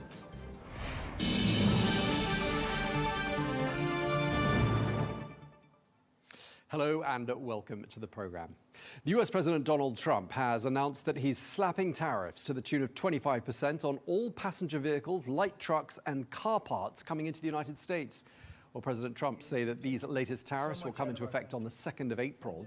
While taxes on car parts are set to kick in at a later stage, possibly in May. Well, according to the White House, the US imported about 8 million cars last year. And Mexico is the top supplier of cars to the United States, followed by South Korea, Japan, Canada, and Germany. Well, that announcement of fresh tariffs on the auto sector dealt a blow to investor sentiment on the markets. Shares in Toyota, Honda, and Nissan were amongst those reporting losses. Well, South Korean stocks also edged lower, dragged down by sharp losses in Hyundai Motor and Kia Corporation. Meanwhile, in Europe, Mercedes-Benz, BMW and Volkswagen stocks took a drubbing as well.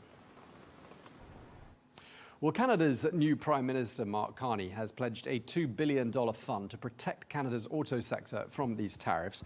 Here's what he had to say. We will build an all-in Canada network for auto manufacturing components. Because on average, an auto part crosses that border, often through that bridge, over that bridge, 6 times before final assembly. And in a trade war, that's a huge vulnerability. Well, like Canada, the European Commission President Ursula von der Leyen has reacted to this news of tariffs on her social media, saying that she regrets President Trump's decision. That's what she had to say there on your screen about those new tariffs. Well, let's get more on this. We can speak to Everett Eisenstadt, former Deputy Director of the National Economic Council under President Trump, who joins us now from DC. Thank you very much indeed for taking the time to speak to us. Lots of reaction from across the globe. We've got governments from Ottawa to Paris to Tokyo threatening retaliation. What can they actually do? Michael, there's many things, governments can do. Traditionally, when you have these kind of disputes, they can be settled through negotiations. But I think at this point in time, some of the governments are considering retaliatory tariffs, which would be imposing additional higher tariffs on U.S. products. Traditionally, they look to some of the most sensitive products, trying to have the maximum political impact and economic harm to the tariffs. If a country doesn't have the capability, there's some economies that are so small that even if they raise their tariffs to U.S. products an astronomical amount, it really wouldn't equate to much harm to the United States. So they might consider other tariffs, other non-tariff measures as well, including denying preferential treatment of products and other benefits that they might otherwise bestow on those products in their economy. So there's a wide-ranging number of actions that can be taken, and how these governments react will be very important in setting the tone for the next several weeks, because this will be a very volatile period in trade policy, and it could easily have some unexpected consequences. Okay, well, Germany is a pretty large economy, the 3rd largest economy in the world, although obviously significantly smaller than the United States. And that country's economy minister, Robert Habeck, is calling for a tough stance. We won't take this lying down, he says. And yet we're hearing from President Trump, if the European Union joins forces with Canada in order to do some economic harm to the United States, he says large-scale tariffs, far larger than currently planned, will be placed on them. So what President Trump is saying here basically is try anything and we'll hit you even harder. I mean, we've never heard anything like that before, have we? Well, we have actually. I mean, the president's been pretty clear, even when Canada was going to retaliate on the IEEPA tariffs that were put into place about a month ago on the fentanyl crisis.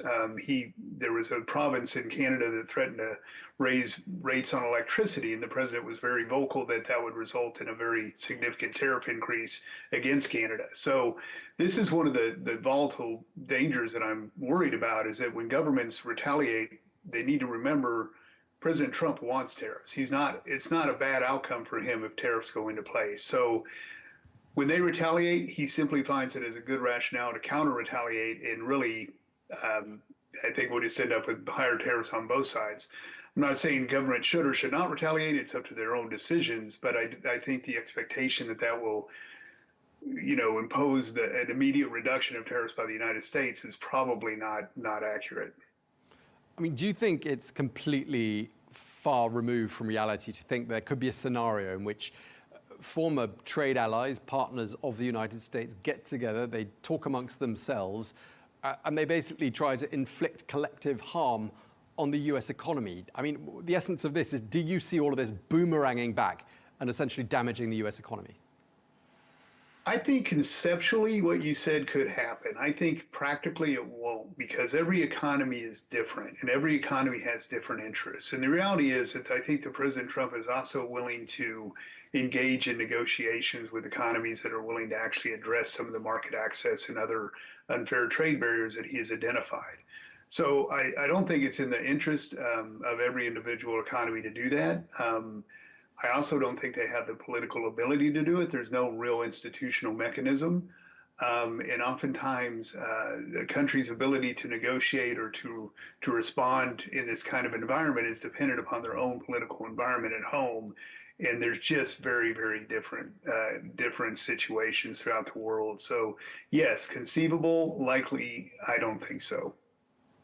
Okay, so what's the idea here? I mean, what was President Trump trying to achieve? Is this one of his, let's throw it out there, a bit of a grenade that causes a lot of panic and general excitement and newspaper headlines that then starts a conversation that leads to a deal? And if that is indeed the scenario, what is the deal? What is the end game?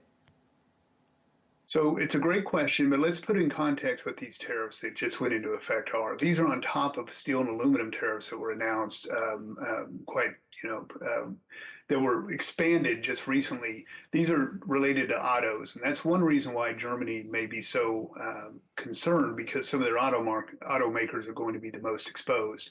What you're talking about here is one set of tariffs directed towards autos. It's based on a 232 national security statute. The president has said come April 2nd, what he calls Liberation Day, there will be additional tariffs. So we're just beginning this conversation. This is not the end of it. And even if there were a settlement of the auto tariffs, it'd still be the other tariffs coming down the pike here in early April. But yes, fundamentally to your question, the answer is yes. I think there is room for a discussion. I think there is room for a negotiation.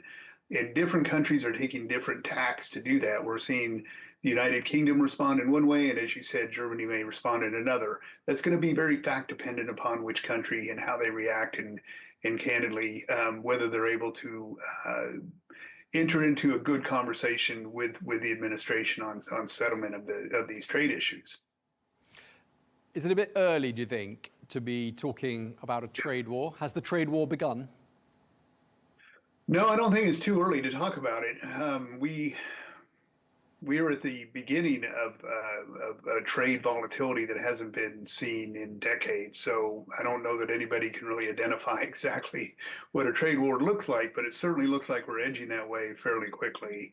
And again, just to remind everyone that this is just a beginning. This is on top of the China tariffs under 301, the 232 steel and aluminum tariffs. There's a number of other investigations ongoing under 232, including on copper and lumber. He's talked about tariffs on pharmaceuticals and semiconductors. And then, of course, the big one, as he calls it, the reciprocal tariffs that are coming in April, early April, will really set the tone for a lot of very, very significant volatility. So, yeah, I don't know that we're seeing it today, but we're certainly getting very, very close. Yeah, I mean, we've talked about Germany. Let's talk about Canada for a moment, the 9th biggest economy in the world. I mean, obviously much, much smaller than the United States. The Canadians calling these tariffs, quote, a direct attack. I mean, what is Canada supposed to do? What's the new prime minister, that new administration in Ottawa, supposed to do to appease or placate President Trump here?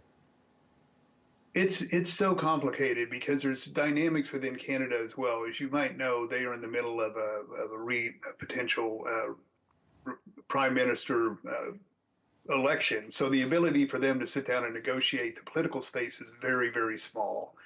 And in fact, the two parties, as you might expect, are making how hard are they going to be to the United States one of the key factors in the campaign. So I think it's going to be very difficult to find an easy settlement with Canada. Canada and the United States are very integrated. Now, to be, on the other side of the ledger, there's a lot of companies in the United States that engage and have relationships with Canadian importers.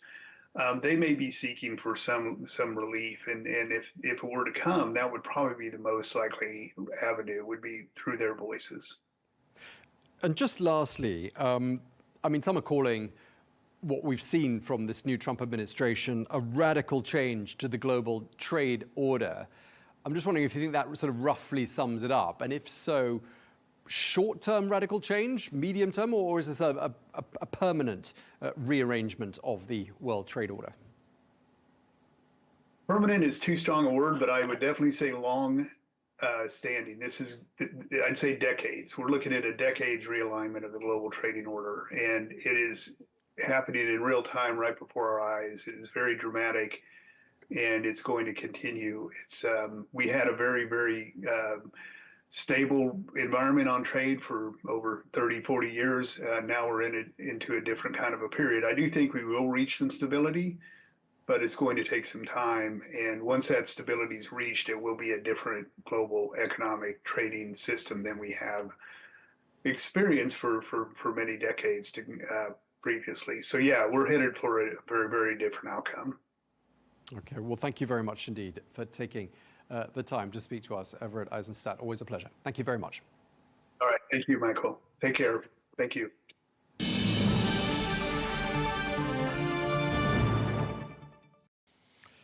In other news, the Lebanese president, Joseph Aoun, is going to head to France tomorrow, marking his first trip to a European country since his election in January.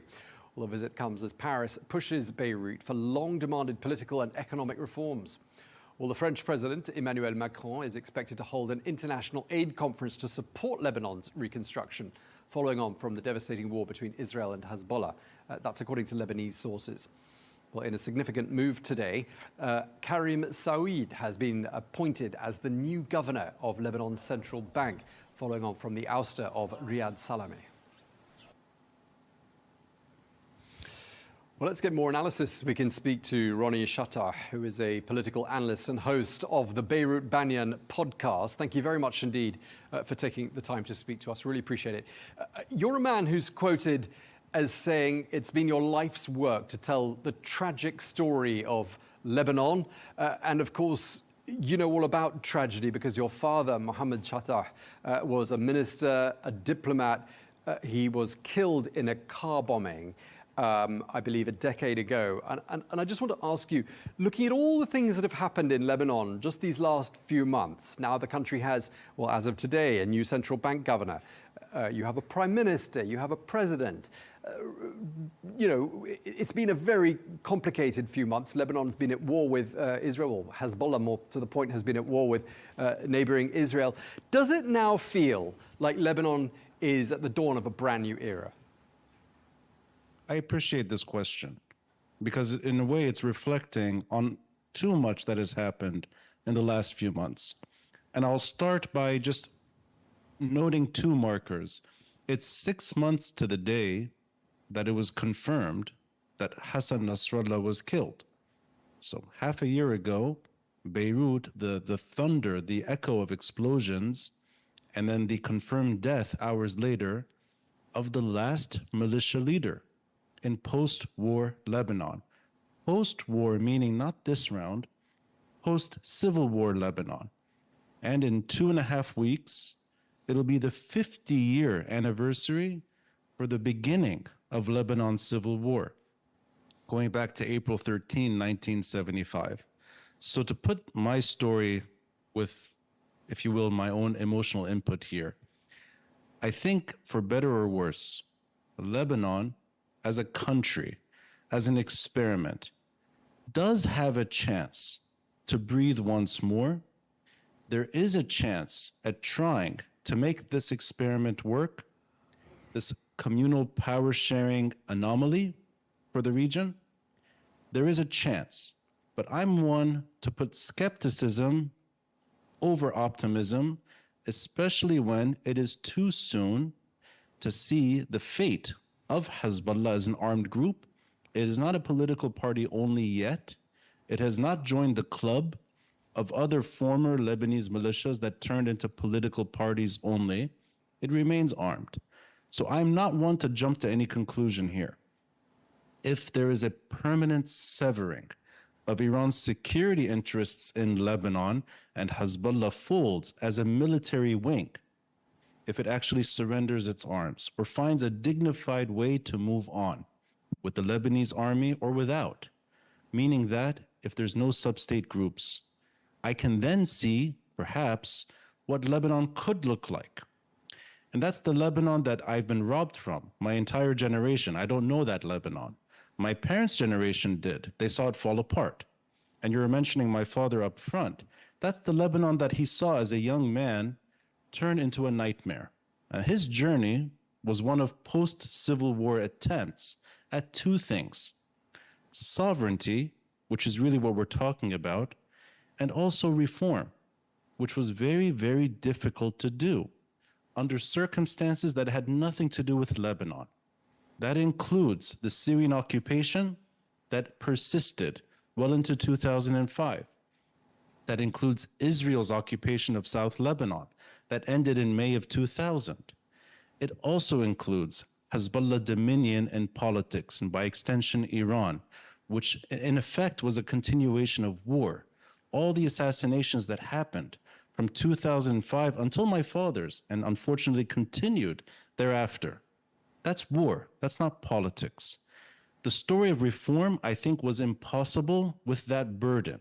Okay. And that burden, the way I understand it, sorry, just to wrap up, the way I understand it was Hezbollah's paralysis in politics. That seems to be fading. And for that reason, yes, there is a chance, but I cannot bet on the future of this country. I wouldn't do so, even if paid to do so.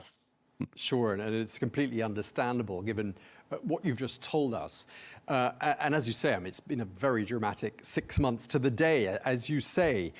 And, you know, I just wonder how it feels to you as a Lebanese national who's been through all of that and experienced tragedy firsthand. How does it feel to see Lebanon being deshackled or unshackled from Hezbollah, even if that process is not yet complete? How does that feel for you?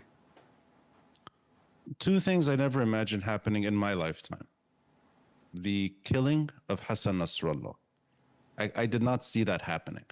Or for that matter, the severe degradation of Hezbollah as an armed group. What happened in the last few months, going back into September last year, prior to Hassan Nasrallah's death, was in itself shocking. The pager explosions that we all witnessed, whether on TV or here in Beirut, the sound of sirens echoing throughout Beirut, and the disfigured Hezbollah members holding those pagers that are still with us. So all of this happened in a very short period of time. I think it was impossible to see also that Hassan Nasrallah would be killed a week later or days later, 10 days later. Also, it shows you just how important this group is to not just Lebanon, but Iran and its involvement in regional security, that 2 months later, 3 months later, Bashar al-Assad flees Syria. That's, for me, impossible to see happen, and yet it happens.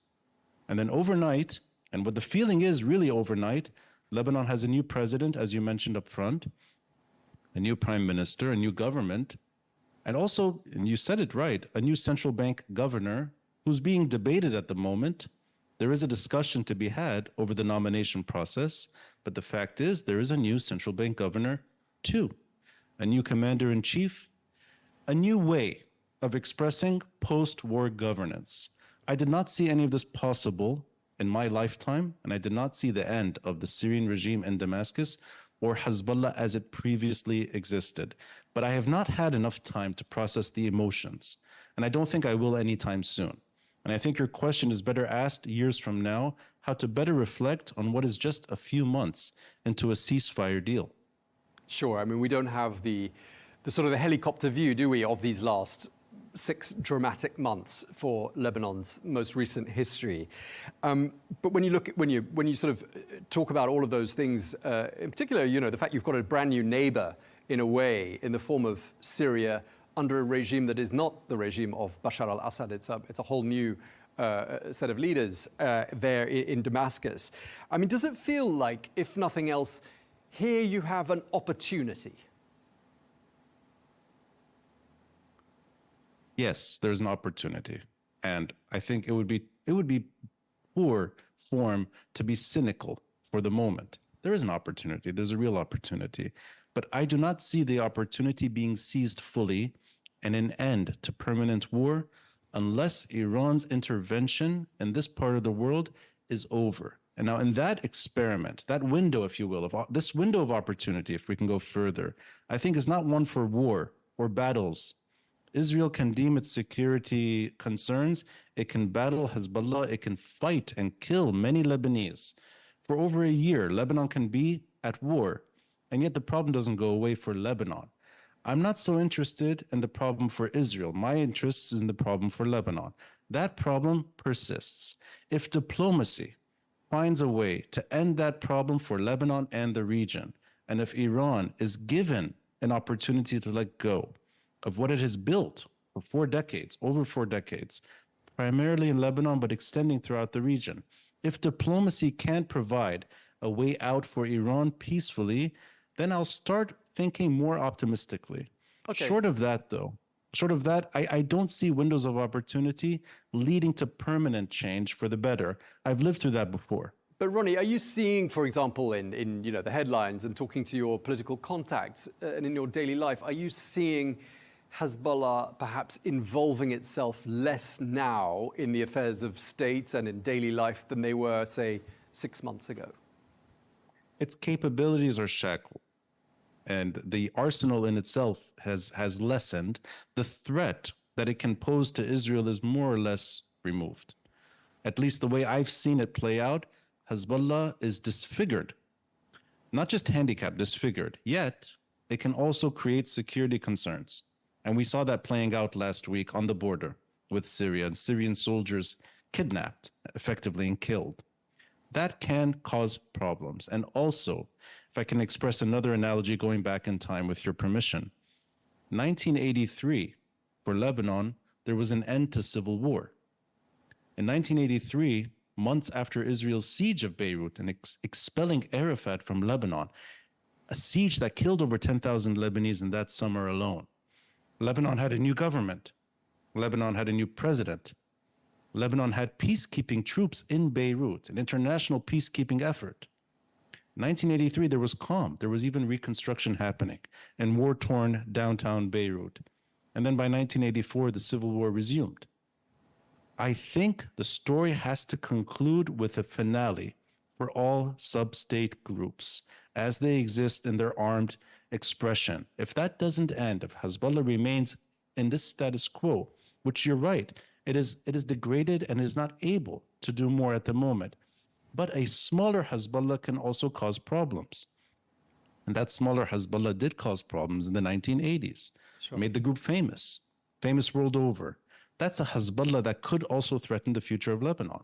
So I'm not willing to gamble on that. Sure. I mean, as you say, Lebanon's experienced a lot of false starts over the years. Of course, your president, Joseph Aoun, is heading to France on Friday for these talks with the French president. The French president wants to hear about progress in Lebanon, and then he might start thinking about opening his checkbook, and other countries might do the same. You've got a new prime minister in place, a reformist prime minister by the name of Nawaf Salam. I mean, do you think President Aoun has got enough progress to show to President Macron to convince him that now would be the time to start giving Lebanon the funds it needs to rebuild? That's a good question. I apologize for the electricity cutout. Electricity just came back. That's a good question. I can't see a donor conference concluding for the benefit of Lebanon without real reforms happening. I simply don't see it. An IMF deal, I sense, is the only way out, even when local actors and the nominated central bank governor, the new central bank governor, has expressed some concern, and that's being polite, over an IMF deal. But without real reform, without some sense of restructuring, I can't see anyone wanting to give Lebanon money. We had Paris 1, Paris 2, Paris 3. I don't think that will happen again. I think you need reform. And going back to the beginning of this conversation, that chapter, which is in a way able to express itself better once security concerns are lessened, the real battle for reform is underway. You have a prime minister and a president not agreeing on the central bank pick. There was a former IMF regional director, a current IMF regional director, a former Lebanese finance minister, Jihad Azhour, who was not even seriously considered this round. And if he was not being supported by mainstream or reform-minded economists in power or in civil society.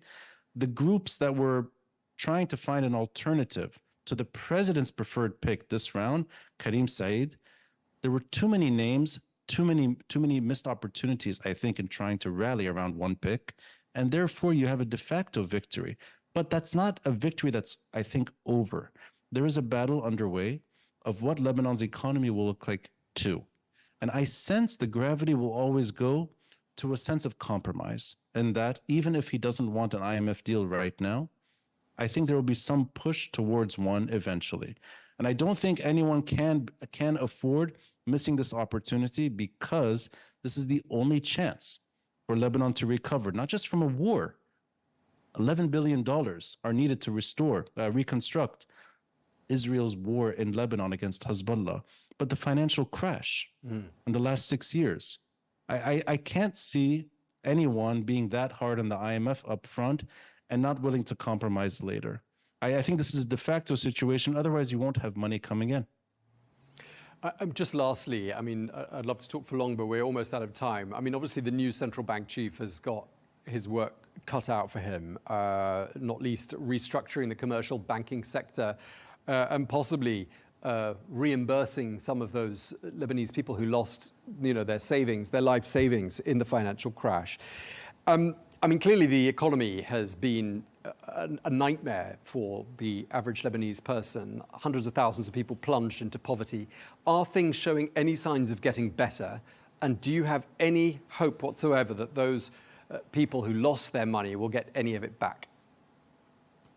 To be frank, no. I don't think anyone can effectively promise for our money to return. And I think this is a finale. And how you restructure the banks is now the story. You have a new central bank governor that is perhaps more favored by the banks and is less interested in any serious restructuring. You have the reform-minded camp that sees this as a missed opportunity and is vocalizing their frustration today. I think at the end of the day, some measure of reform is needed to bring money back to Lebanon, because without that kind of assistance, you will have perhaps a security nightmare that's fading, but a failed state too. And you don't want that scenario. You want the reform-minded politicians that are now unburdened or burdened less, let's say, by Hezbollah and the threat of violence to actually do their job. I think this is a battle that will play out also in the next few years, and that the prime minister's tenure is fairly short-lived. There's an election next spring into next summer. The president's tenure is 6 years. And I think these picks also, there will be some frustration on the way, leading to effective compromise, which will bring back, hopefully, a sense of trust, at least in Lebanon's economy. The trust factor is gone. Lebanese don't trust their own system. The region doesn't trust Lebanon to hold anyone's assets. That takes perhaps a generation to rebuild. That sense of trust was exactly what my father's generation was part of, trying to bring a sense of normalcy and trust back to Lebanon's economy. Decades later, Lebanon paid a huge price for remaining a regional battlefield well into the Civil War's end. Hopefully, going back to the beginning, hopefully my generation, or the next one at least, will see a brighter future. But I cannot bet on a positive finale without an effective conclusion to all security threats in Lebanon that have nothing to do with this country. When you get that over, I think you can bet on a brighter future in all aspects of Lebanese politics, economic, society, etc. Okay, well, I hope we have a chance to continue the conversation and to speak to you again. But meanwhile, thank you very much indeed for your time today, Ronnie Chatah, political analyst and host of the Beirut Banyan podcast. Thank you very much for your time. My pleasure.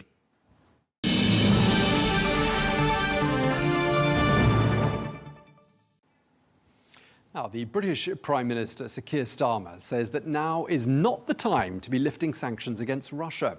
Well, Starmer made those comments alongside the Ukrainian President Volodymyr Zelensky at a summit attended by Ukraine's allies in Paris. Well, some 30 leaders attended those talks in the French capital, at which they discussed how to strengthen Kyiv's position and what role they might play if a peace deal is struck with Russia.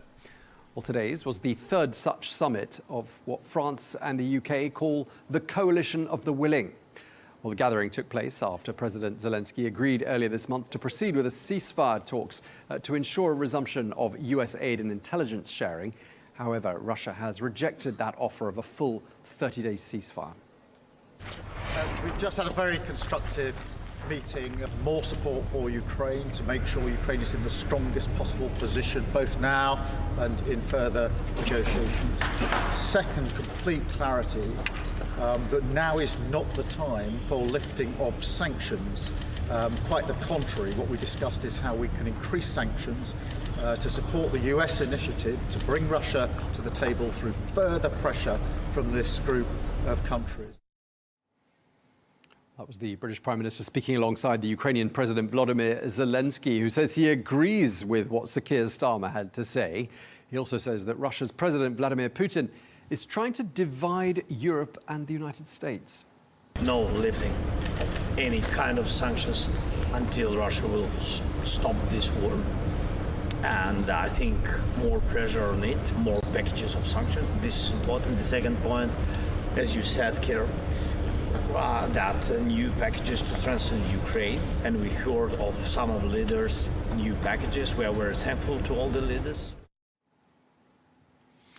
Well, let's get more now. We can speak to Tobias Ellwood, the former British Defence Minister, who joins us from Oxfordshire in the United Kingdom. Thank you very much for joining us, sir, once again here on Al Arabiya News.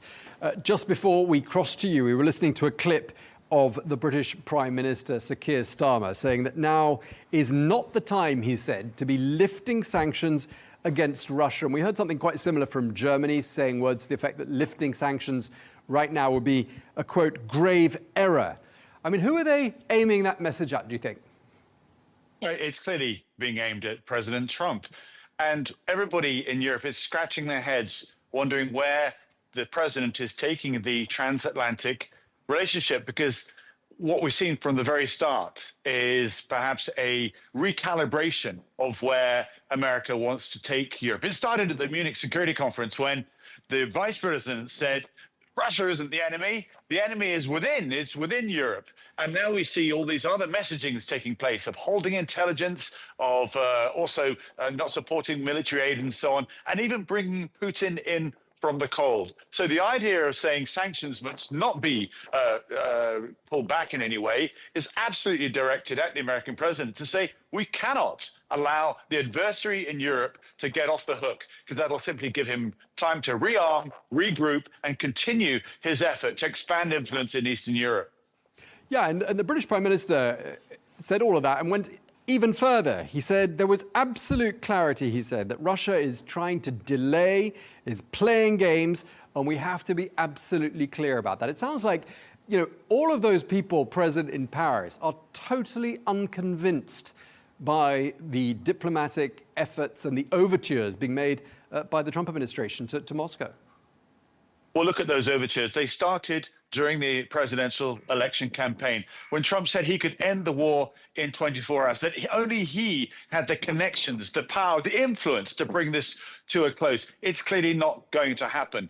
Both sides, I'm afraid, are not interested in a ceasefire.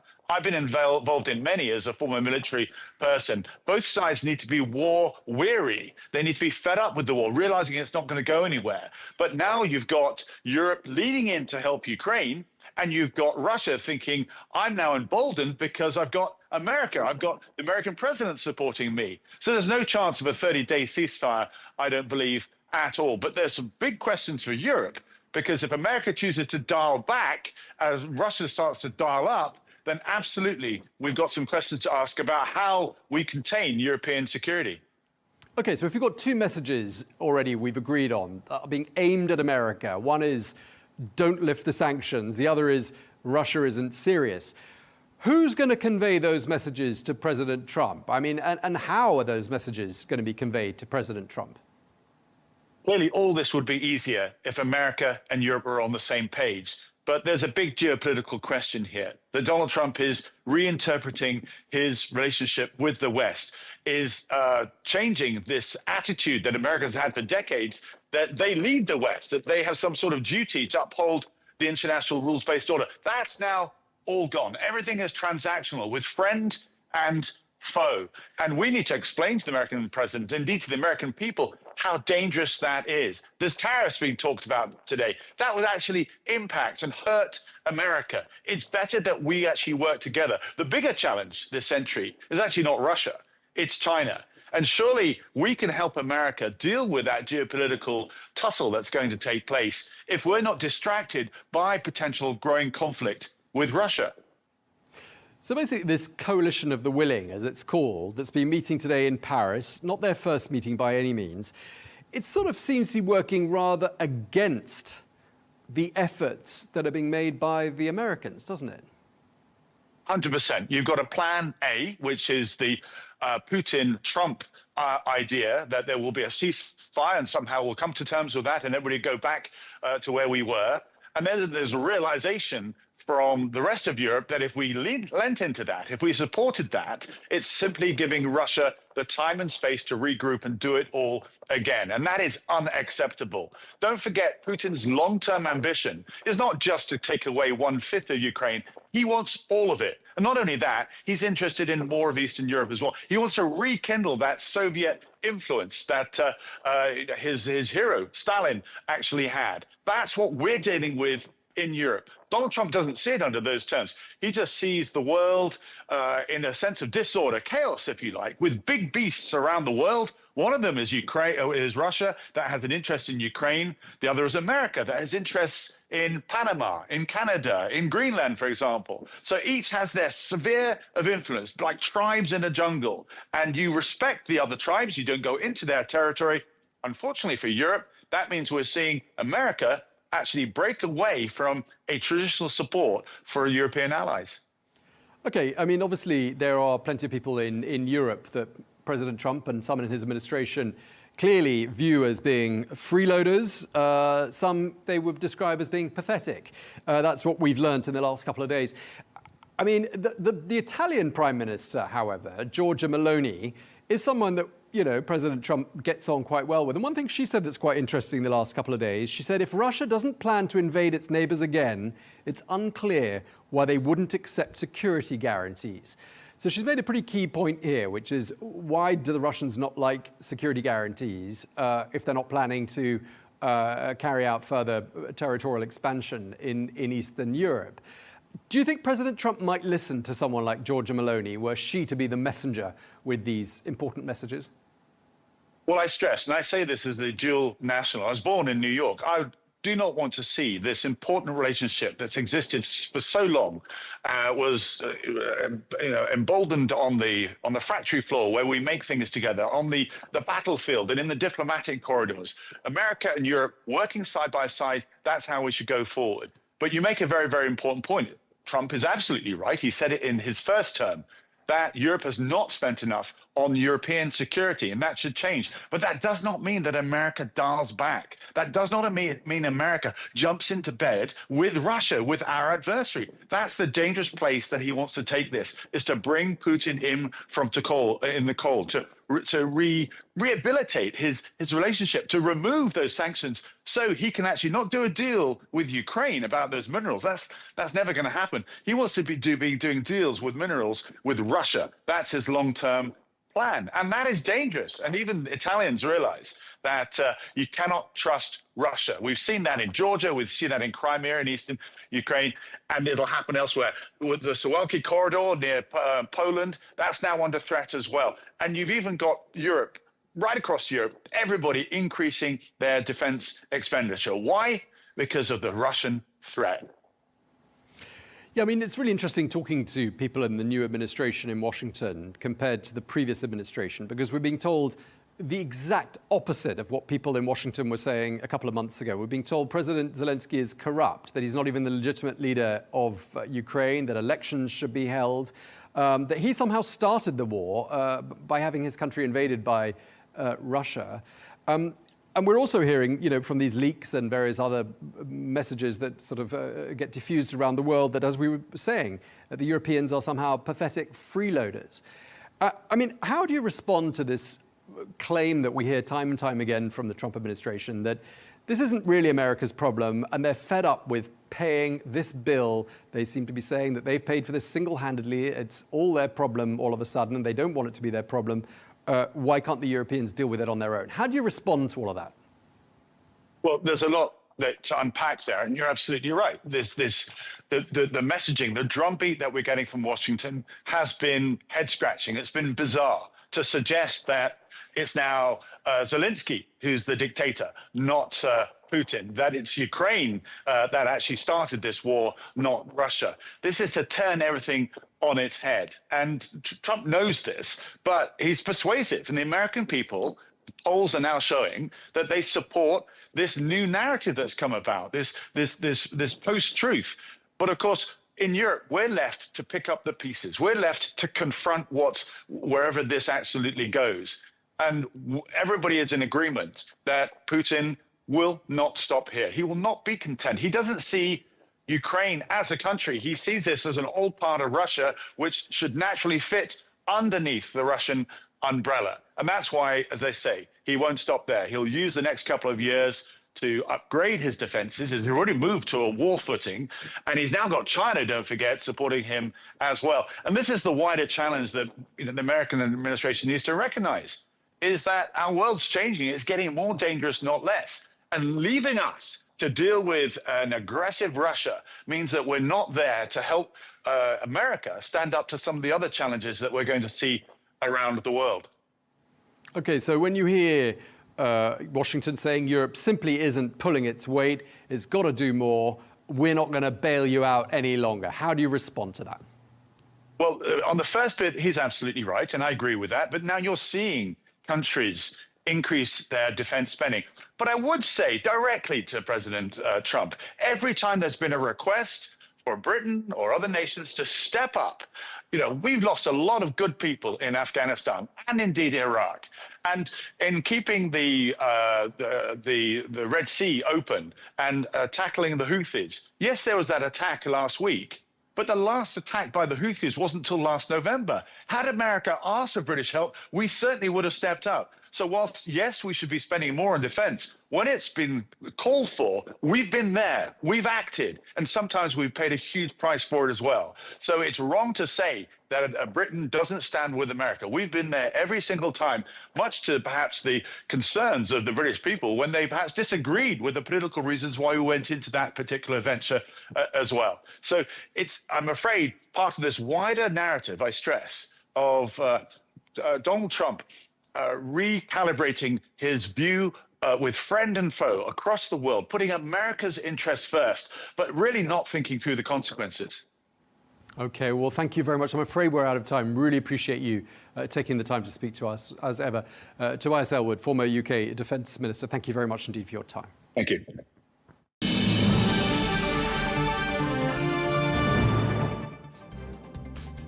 Well, that is all we have time for on Global News today. Thank you very much indeed for watching. Be sure to join us again tomorrow for a look back at some of the highlights of the past week. Until then, bye-bye.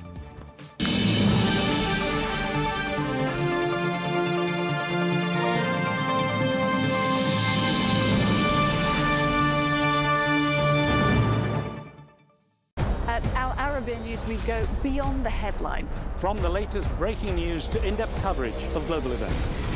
We're not bought or sold. Nobody owns us. The loss of life, the destruction of property. The conflicts are such a terrible thing. Context and analysis to help you see the full picture. The world is in a very dangerous place. Join us on Al Arabiya News. It's very impressive. Where knowledge meets perspective. From the White House to Gaza, Kiev to Beijing, Elections, economics, and the environment compete with conflicts and other complex issues for our attention. In an age of fake news, deepfake, and artificial intelligence, they've got to have a vote and a say. It's important to look beyond the loudest voice to understand the truth. From newsmakers to groundbreakers, My campaign is going very well. Presidents, prime ministers, princes and peacemakers, and cultural tastemakers. As Arabs, as Middle Eastern, we're too emotional. Join me on The Riz Khan Show for empowering conversation.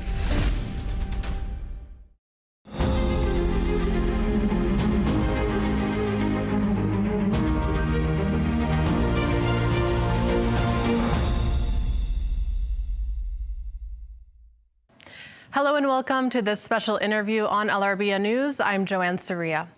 Artificial faking intelligence. In other words, the humans will program every type of faking intelligence. In other words, the humans will program every type of behavior and just simply pull the right behavior based on the circumstance, making the system seem intelligent when the system was not actually understanding anything.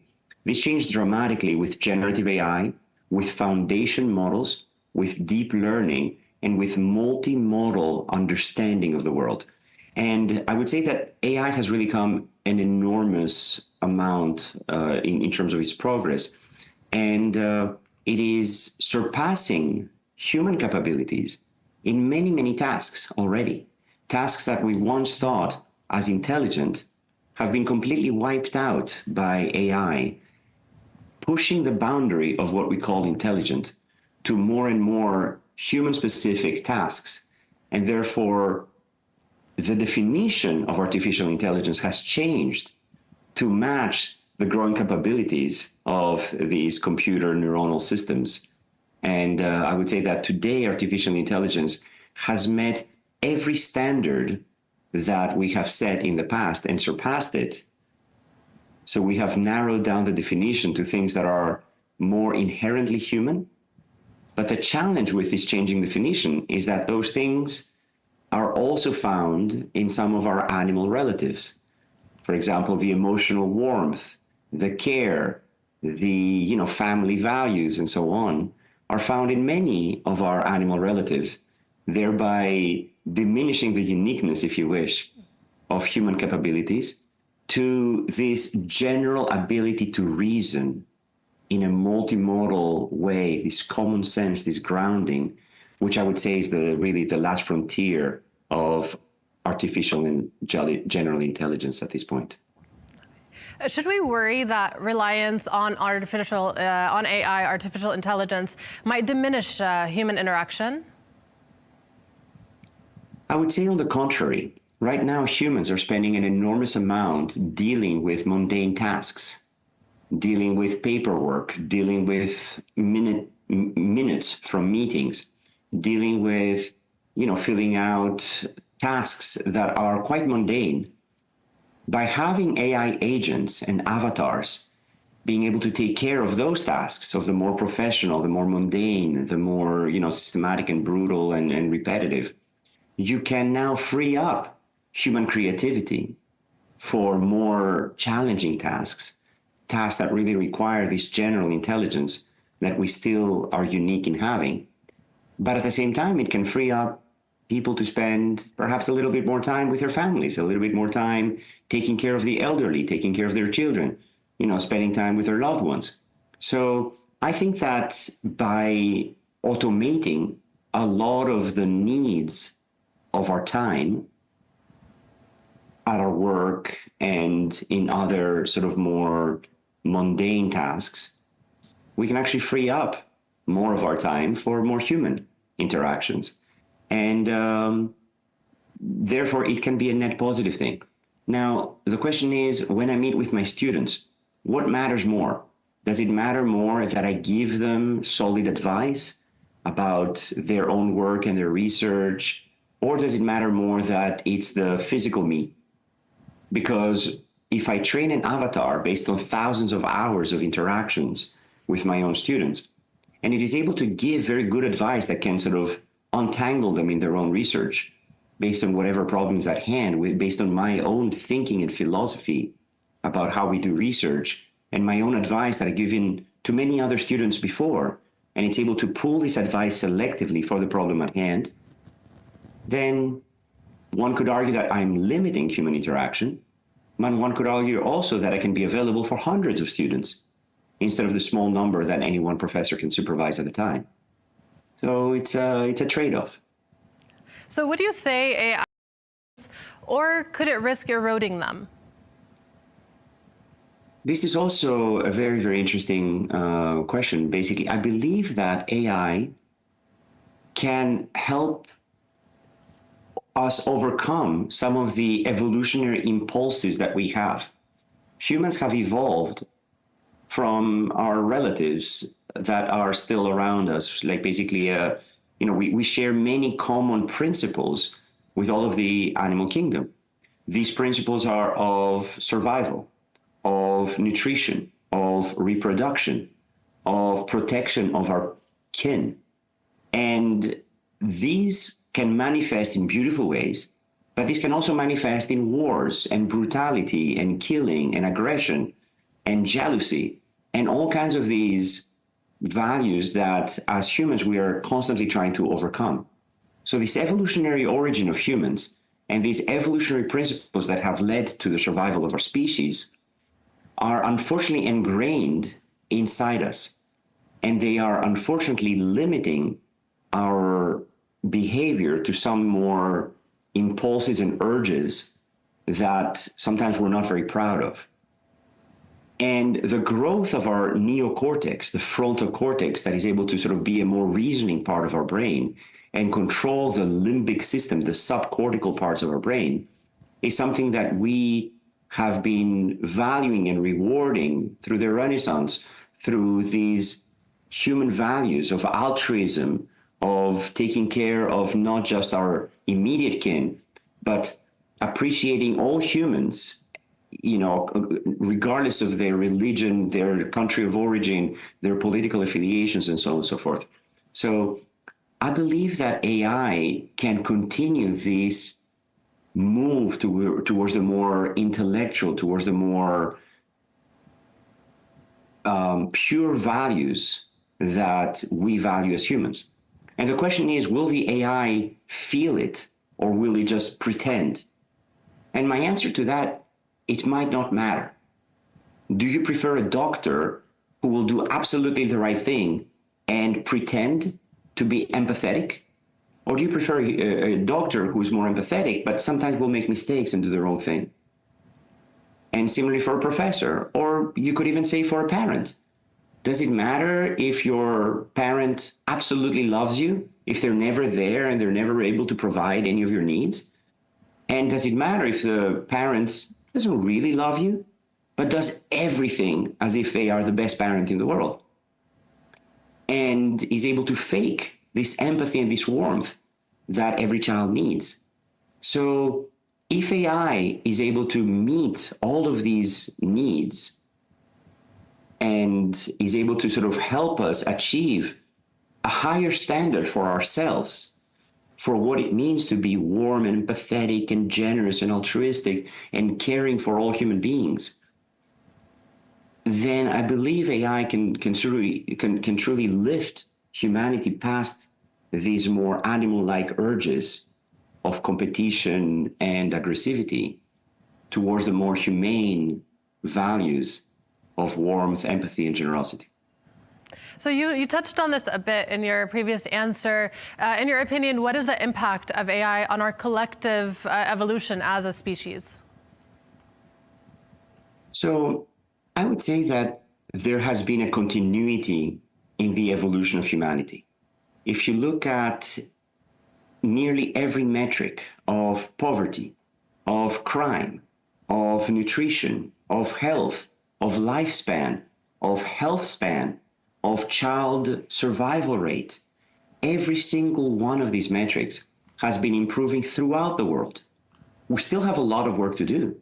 There are still many places in the world where a child is not guaranteed to have an education, is not guaranteed to have, shelter, sufficient healthy nutrition, a future, a long lifespan.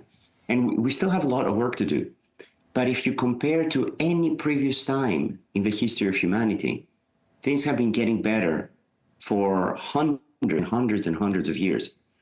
And I think that this move towards a wealthier, healthier, calmer future is getting closer. And I think that these capabilities of AI can help us overcome many of the challenges that we're facing today. Many of these challenges are due to scarce resources. They're due to limited wealth. They're due to limited time. They're due to limited capabilities. And I think if every child grows up with an AI assistant, a tutor that is able to guide them intellectually, emotionally, strategically, making the right decisions, being always kind, always patient, always generous, always guiding them and nudging them in the right direction, I think that this can transform education. Instead of having every teacher be required to know all of the human knowledge that every student in their classroom will need, which is nearly impossible, because some of those students might be geniuses, might be able to surpass their teachers tenfold, 100-fold, and therefore limiting what the student learns to whatever the teacher knows limits the maximum capability of the students. If instead you empower the most caring and empathetic and warm teacher, the most curious, the teachers who are willing to sit alongside the students and learn with them, and instead of the student asking the teacher the question and the teacher saying, oh, that's outside the course, or, oh, we're not going to cover that now, or, oh, you know, this question is not something that we should address. Instead, if the teacher says, wow, that's a great question, let's sit down together and learn about it. And if the teacher has the same curiosity, then that opens the realm of teachers to not just the people who have the most knowledge, but to the people who are willing to sit along with the students and learn with them. And then suddenly we can have many, many more teachers. And we can augment these teachers with AI tutors who can help the students learn and surpass their own teachers. So as I'm sitting and learning with my children, this is exactly the attitude that I have. Where I'm like, well, you know, here's what I know about this, but let's find out a lot more. And there's countless resources on YouTube, with videos online, on Wikipedia, with articles, and of course with ChatGPT and all of these other AI avatars that are able to respond to very detailed questions. Hey, this and that don't make sense together. Why? And you're not going to find an article already written on the internet for that. But having an AI tutor, an AI chatbot, an AI avatar, an AI agent who's able to interact with both the teacher and the parent and the student, I think will basically lift us across the world. So I think that there's, of course, a lot of misery. There's a lot of challenge. There's a lot of struggles. There's a lot of war and tension in the world today. But some of that can be alleviated by lifting everybody up, by teaching from an early age kindness and generosity and altruism, but also pushing for excellence, bringing the best out of every student, helping every student achieve their maximum potential. I think it's something that I'm really, really looking forward to. So how do you see AI affecting our personal lives? So whether at work, for example, or even our own relationships? I see it changing every aspect of our lives, at work, at home, with our children, with our parents, with the elderly. Imagine if every elderly person sitting in a nursing home had an AI avatar with face and, you know, emotional reactions and voice and kindness and warmth to sit with them and chat every day. Imagine if we have every child similarly in their home, in their room, having an AI agent that is able to say, listen, you know, you have 5 minutes to play that video game, but after that, let's get back to your homework, okay? And, you know, encouraging them and nudging them again in the right direction. There's, of course, a lot of sci-fi movies that are painting the worst possible scenarios with AI. where AI is like invading every aspect of our privacy and controlling us and manipulating us for its own benefit. But this is a lot of anthropomorphizing of AI. This is projecting a lot of our evolutionary quirks that got us where we are. These, egocentricity and this, self-preservation and this competition and this sort of protection of kin at the detriment of others that were absolutely necessary to our own evolution and to us making it so far. But AI doesn't have to have these needs. AI doesn't have a self. AI doesn't have this evolutionary strive for survival, for domination, for ruling, and so on and so forth. And it is up to us to choose whether we want to program it into the AI or not. But it's not going to come up with it on its own if we limit the capabilities of AI systems to answer tasks that are provided by humans. Then the only thing that we need to worry about is the humans. And of course, the question is, well, won't humans use AI for malicious goals? The answer is absolutely yes. This is part of human nature. There are people who will have nefarious goals and who will use AI for either evil or for something that they think is good, but others will perceive as evil. And to that, I say, well, it comes back to the presence of any type of tool. In other words, being able to have more and more powerful computers, more and more powerful, nuclear power, more and more powerful, mobility and vehicles and so on and so forth. All of that is part of the technological progress. And a knife can be extremely helpful in, everything, in using, cutting your food, in, opening boxes and all kinds of other stuff. But it can also be a very dangerous weapon in the hands of the wrong person. And a knife can kill a person, but that doesn't mean we should outlaw knives. What we should do is provide protection against people who will want to use them for harm. And it's the same thing with AI. We need to have some barriers that will prevent the AI from, carrying out malicious, tasks. And we need to also have multiple types of AI and multiple AI systems that will basically, serve as shields against each other. But I think and of course the ethical question becomes, what do you call harm? Is harm for one side of a conflict, the definition, is it up to the other side of the conflict to define what harm means? And I think that's something that, we together as a species and as a community and as a society, as a global society, I should say, should come to define these limits of someone's freedom, which, as the French would say, my freedom ends where your freedom begins. So you can't have infinite freedom for every person. You have to sort of have boundaries for any of that.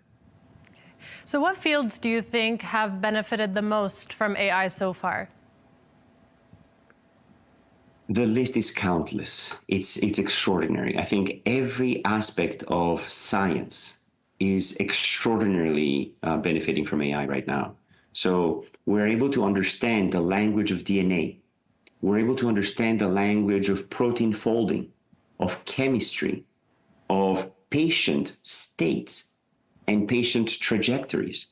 We're able to understand medicine and healthcare interventions at a level unprecedented in the history of science. And in my daily work, we're using AI to bring together all of these different facets of biological function, of medical intervention, of disease manifestation, progression, and onset, and of treatment, again, design, production, and administration, to be able to advance human health at a level that is unprecedented. And I see AI's impact on human health and on the human condition as one of the longest lasting impacts of AI, and perhaps one of the greatest changes that our species will undergo, to be able to take care of the human body, of the human mind, of the human brain, of the human physiology, human immune system, and so on and so forth, at levels that are unprecedented and unimaginable right now. So we're able to uncover the pathways and the mechanisms underlying every aspect of human disease, understand interventions that can modulate each of these processes to restore health and sometimes surpass what we call healthy now with super health and super longevity and so on and so forth. And I think that this will be extraordinary. Beyond just medicine, health, biology, chemistry, there are, manufacturing, architecture, climate, food production, animal welfare, and all of these things are areas that AI can and is truly having an enormous impact. So I think that every aspect of science, engineering, manufacturing, design is absolutely touched and reshaped by AI. I want to talk to you a little bit about AI in education. Some students are using AI tools in an ethical manner. You did mention this earlier, to learn more, to see more information that's not available in the classroom, for example. But some have been using AI to do their own assignments or even write research papers for them. How is AI affecting education in that way and the future of graduates and even professionals in various fields? This is an enormous concern. And one possibility is that the types of assignments that we give to students are so complex that using AI is part of the only way to solve them. Namely, being able to use critical thinking, being able to sort of reason your thoughts, being able to use this, use all of these capabilities to go far beyond what any student their age would be able to do. There's another approach to education, which is goal-oriented. Namely, I'm currently working with about 40 high school students across the world, including the Middle East, where we are designing the next generation of AI systems. And those students are programming at the level of engineer with 20 years of experience. And every one of these students meets with me multiple times a week. And they work together as a team to advance the state of the art of data science and medicine and AI. And of course, I tell them, use ChatGPT for everything. And they're able to, of course, use ChatGPT, but it takes a huge amount of human reasoning to figure out what exactly I should ask the AI to help me with. And those students are 16 years old and achieving things that a 40-year-old engineer would be very proud of achieving week after week after week. So if we change education to be more goal-oriented and project-driven, where they have a goal, they have a mission, and they're doing their learning on the way to that mission, then AI becomes a friend, not a cheating tool. AI becomes a necessary ally, not the easy way out. Now, there's another aspect, of course, where they have to learn some basic foundational tools. You can teach them in the classroom with traditional approaches and an essay that they go off and read, and write at home. Or you could make the AI part of that solution. You could basically say, hey, what are the top 3 thoughts that come to mind? Bang, bang, bang. Listen, like 1 and 3 are very reasonable, but 2 is a little off topic. Can you think of a couple more? And then the student will sort of interact with AI and say, yeah, you're kind of right. What about this and that? They're like, yeah, that's good, but can you combine them perhaps in a more interesting thing? Okay, now let's structure your essay. Remember, the first thing that you need to do is come up with an outline. Can you come up with an outline? And then you do that. And then the AI becomes the tutor working with the student at home rather than the cheating tool. Oh, can you please write this essay for me?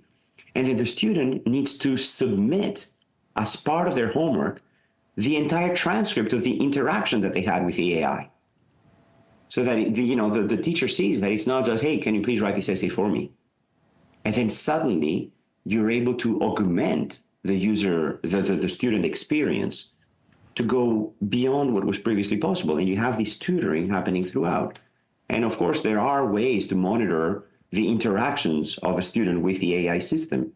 And, the parents have to sign off on this, and you have to, have certain controls on the computer, on the account, etc.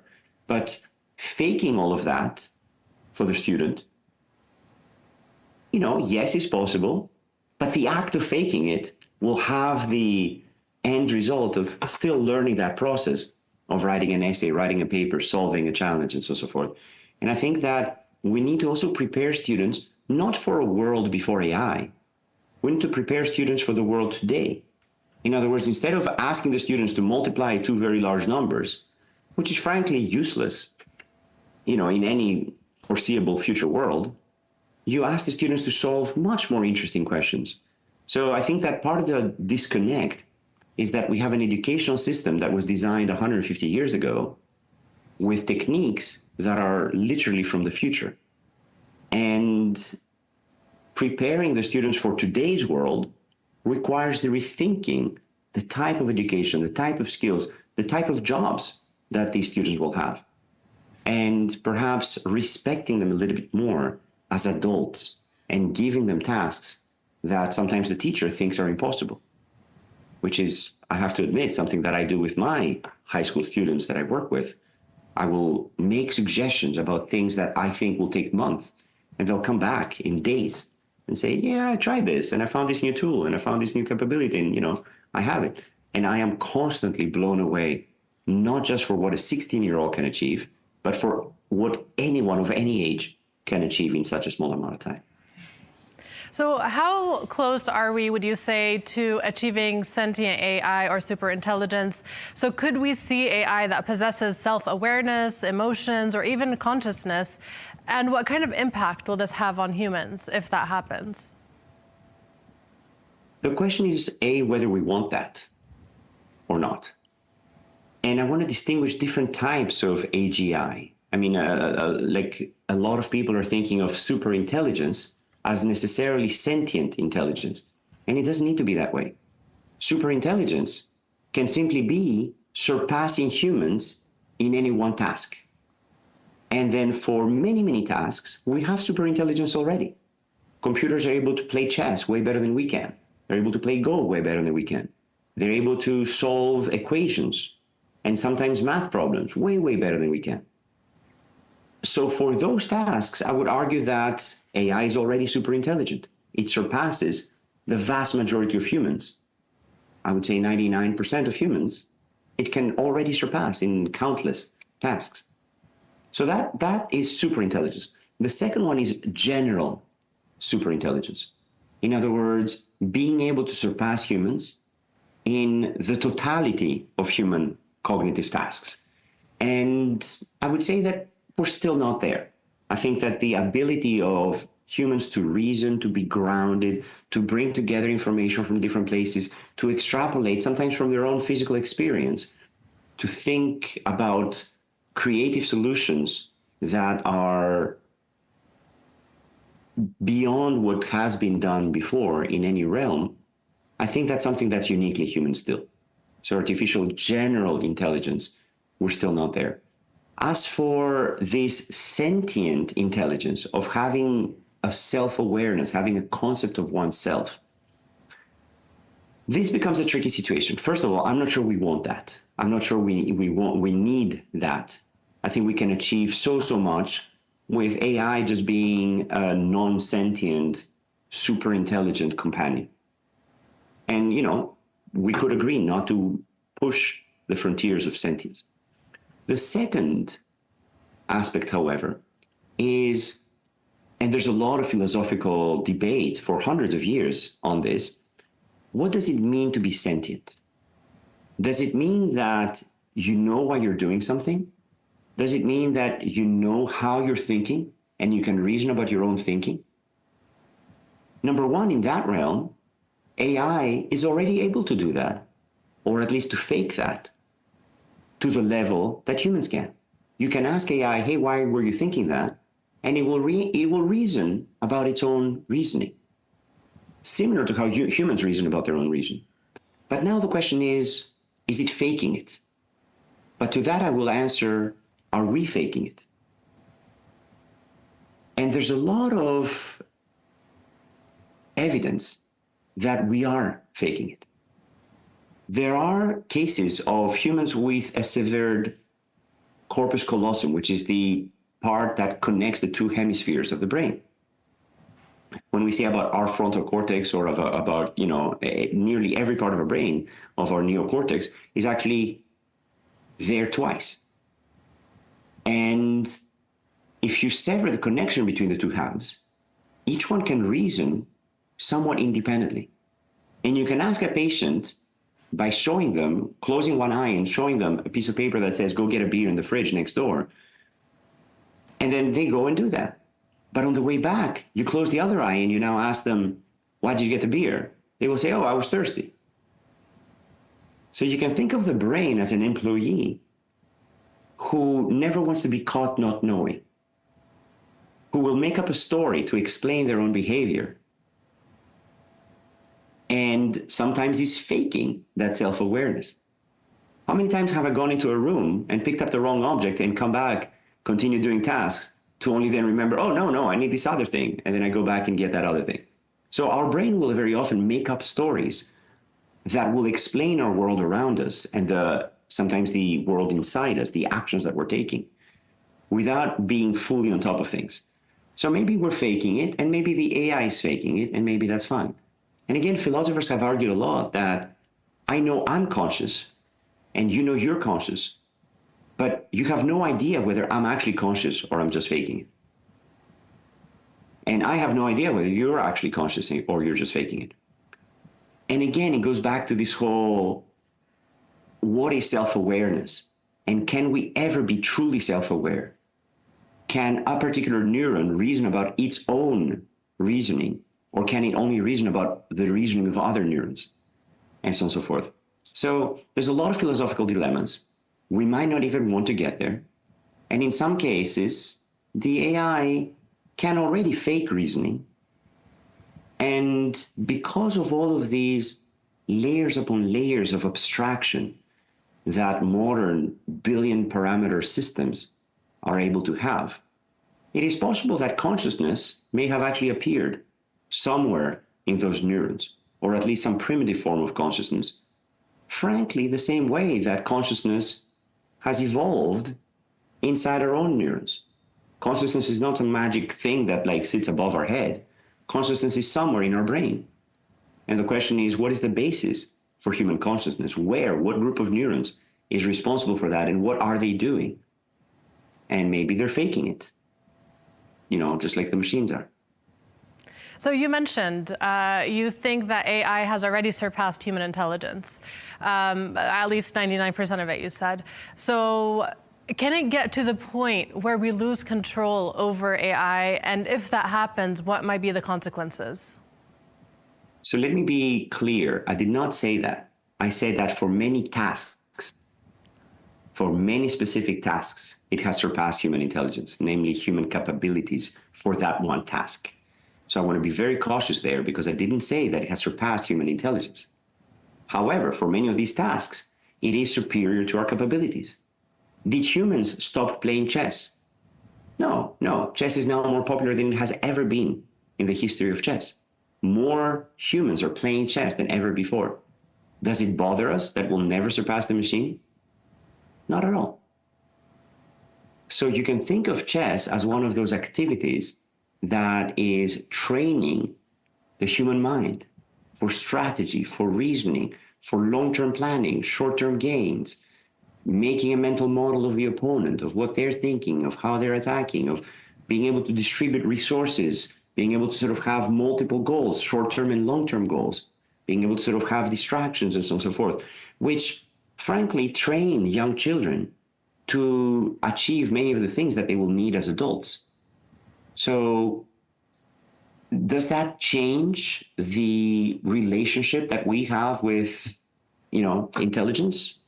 No, we're perfectly comfortable calling a child intelligent, even if we know that machines are way more intelligent than are at those tasks. Now, your question is also, when AI surpasses human, perhaps general intelligence, will it want to take over? Will the Skynet of the Terminator series become self-aware and want to destroy us? And again, the question is, number one, do we want to encode this type of self-awareness? Do we want to program it to achieve self-awareness, which I'm not sure is a necessarily needed goal? And number two, will it have the same desires and impulses as we evolved species have to want to take over?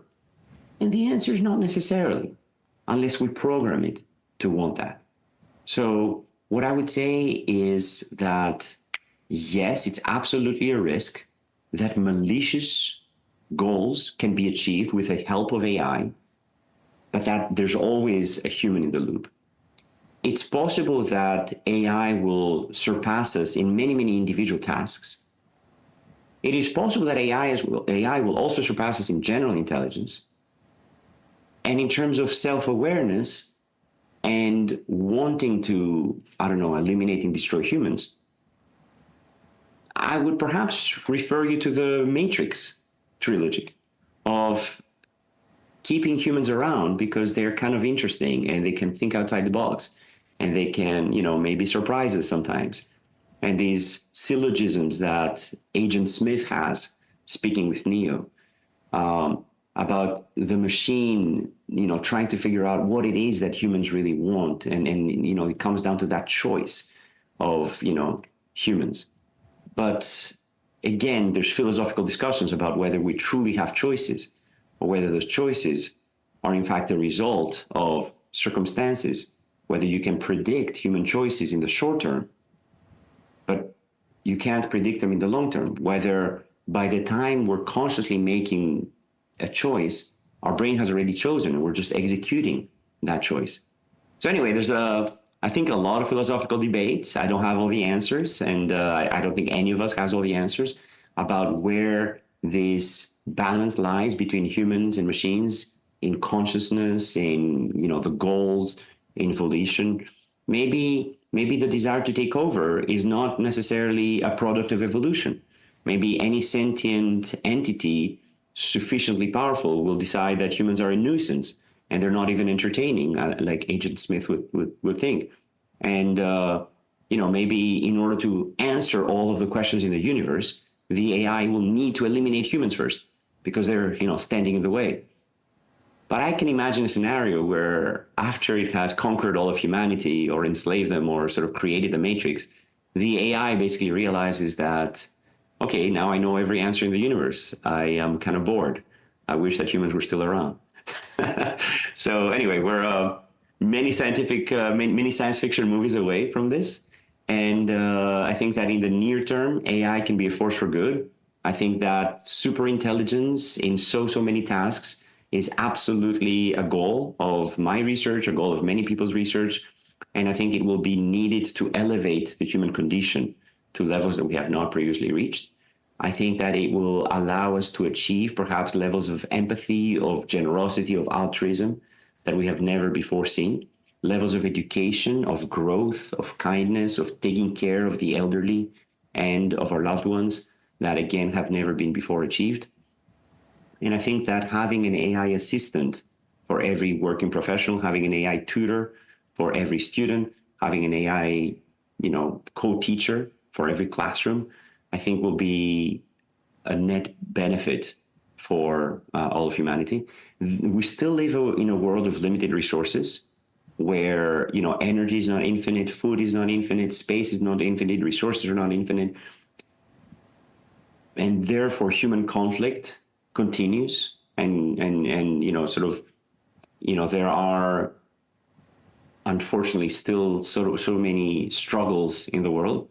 But I believe AI can be a force for lifting everyone from, the top student in the class to achieve levels unimagined before, to every student in the class to achieve what would traditionally not have been possible in terms of career, in terms of, creativity, in terms of self-fulfillment and self-instantiation.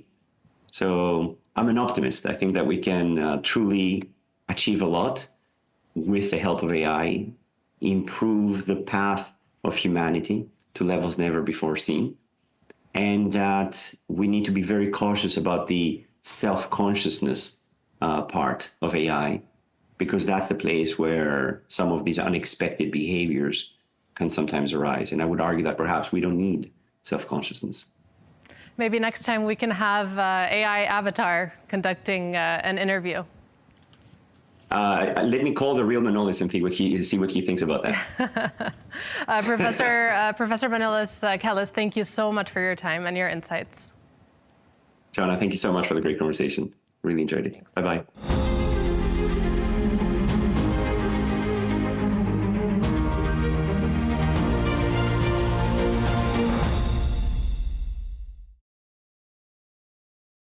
At Al Arabiya News, we go beyond the headlines. From the latest breaking news to in-depth coverage of global events. We're not bought or sold. Nobody owns us. The loss of life, the destruction of property. The conflicts are such a terrible thing. Context and analysis to help you see the full picture. The world is in a very dangerous place. Join us on Arabiya News, It's very impressive. where knowledge meets perspective. From the White House to Gaza, Kiev to Beijing, elections, economics, and the environment compete with conflicts and other complex issues for our attention.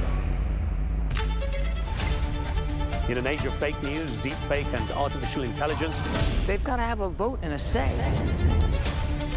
it's important to look beyond the loudest voice to understand the truth. From newsmakers to groundbreakers, My campaign is going very well. presidents, prime ministers, princes and peacemakers, and cultural tastemakers. As Arabs, as Middle Eastern, we're too emotional. Join me on the Rizkan Show for empowering conversation.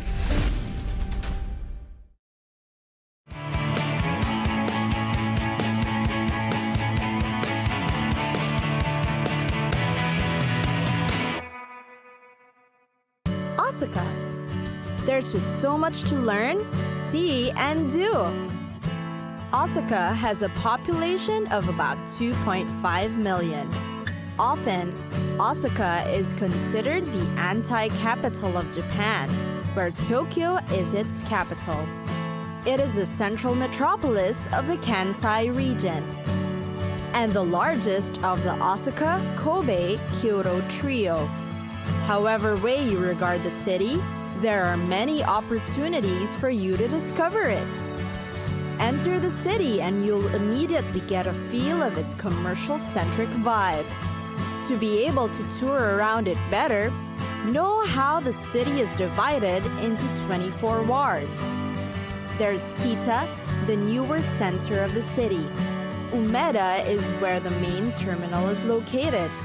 You'll find the huge department stores and boutiques there, as well as theaters for entertainment. Just look for the shops clustered around the JR Osaka Station and Umeda Station. Namba is the main railway station, also surrounded with department stores and endless places for shopping. Meanwhile, Minami is the traditional commercial and cultural center of Osaka. It is further broken down into two wards, Chuo and Naniwa. Shinsaibashi and Hori are the fashion wards, while Dotonbori is the best place for eating and dining.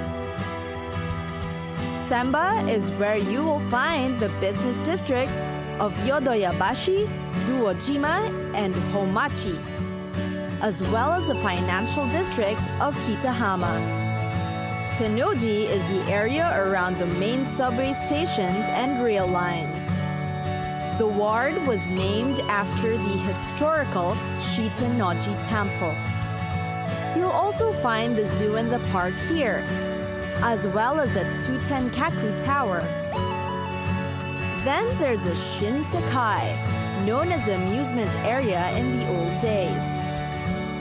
Of course, there's the Osaka Castle, one of the most visited tourist attractions in Japan. Kyobashi nearby is where you will find the Osaka Business Park. The north includes the Shin, Osaka, and Juso wards, while the east houses Osaka's suburbs.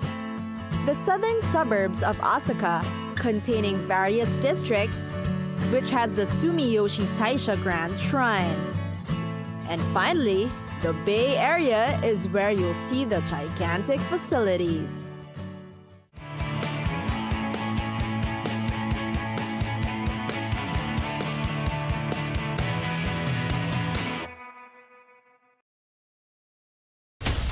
From the White House to Gaza, Kiev to Beijing, elections, economics and the environment compete with conflicts and other complex issues for our attention. In an age of fake news, deepfake and artificial intelligence, They've got to have a vote and a say. it's important to look beyond the loudest voice to understand the truth. From newsmakers to groundbreakers, My campaign is going very well. presidents, prime ministers, princes and peacemakers, and cultural tastemakers. As Arabs, as Middle Eastern, we're too emotional. Join me on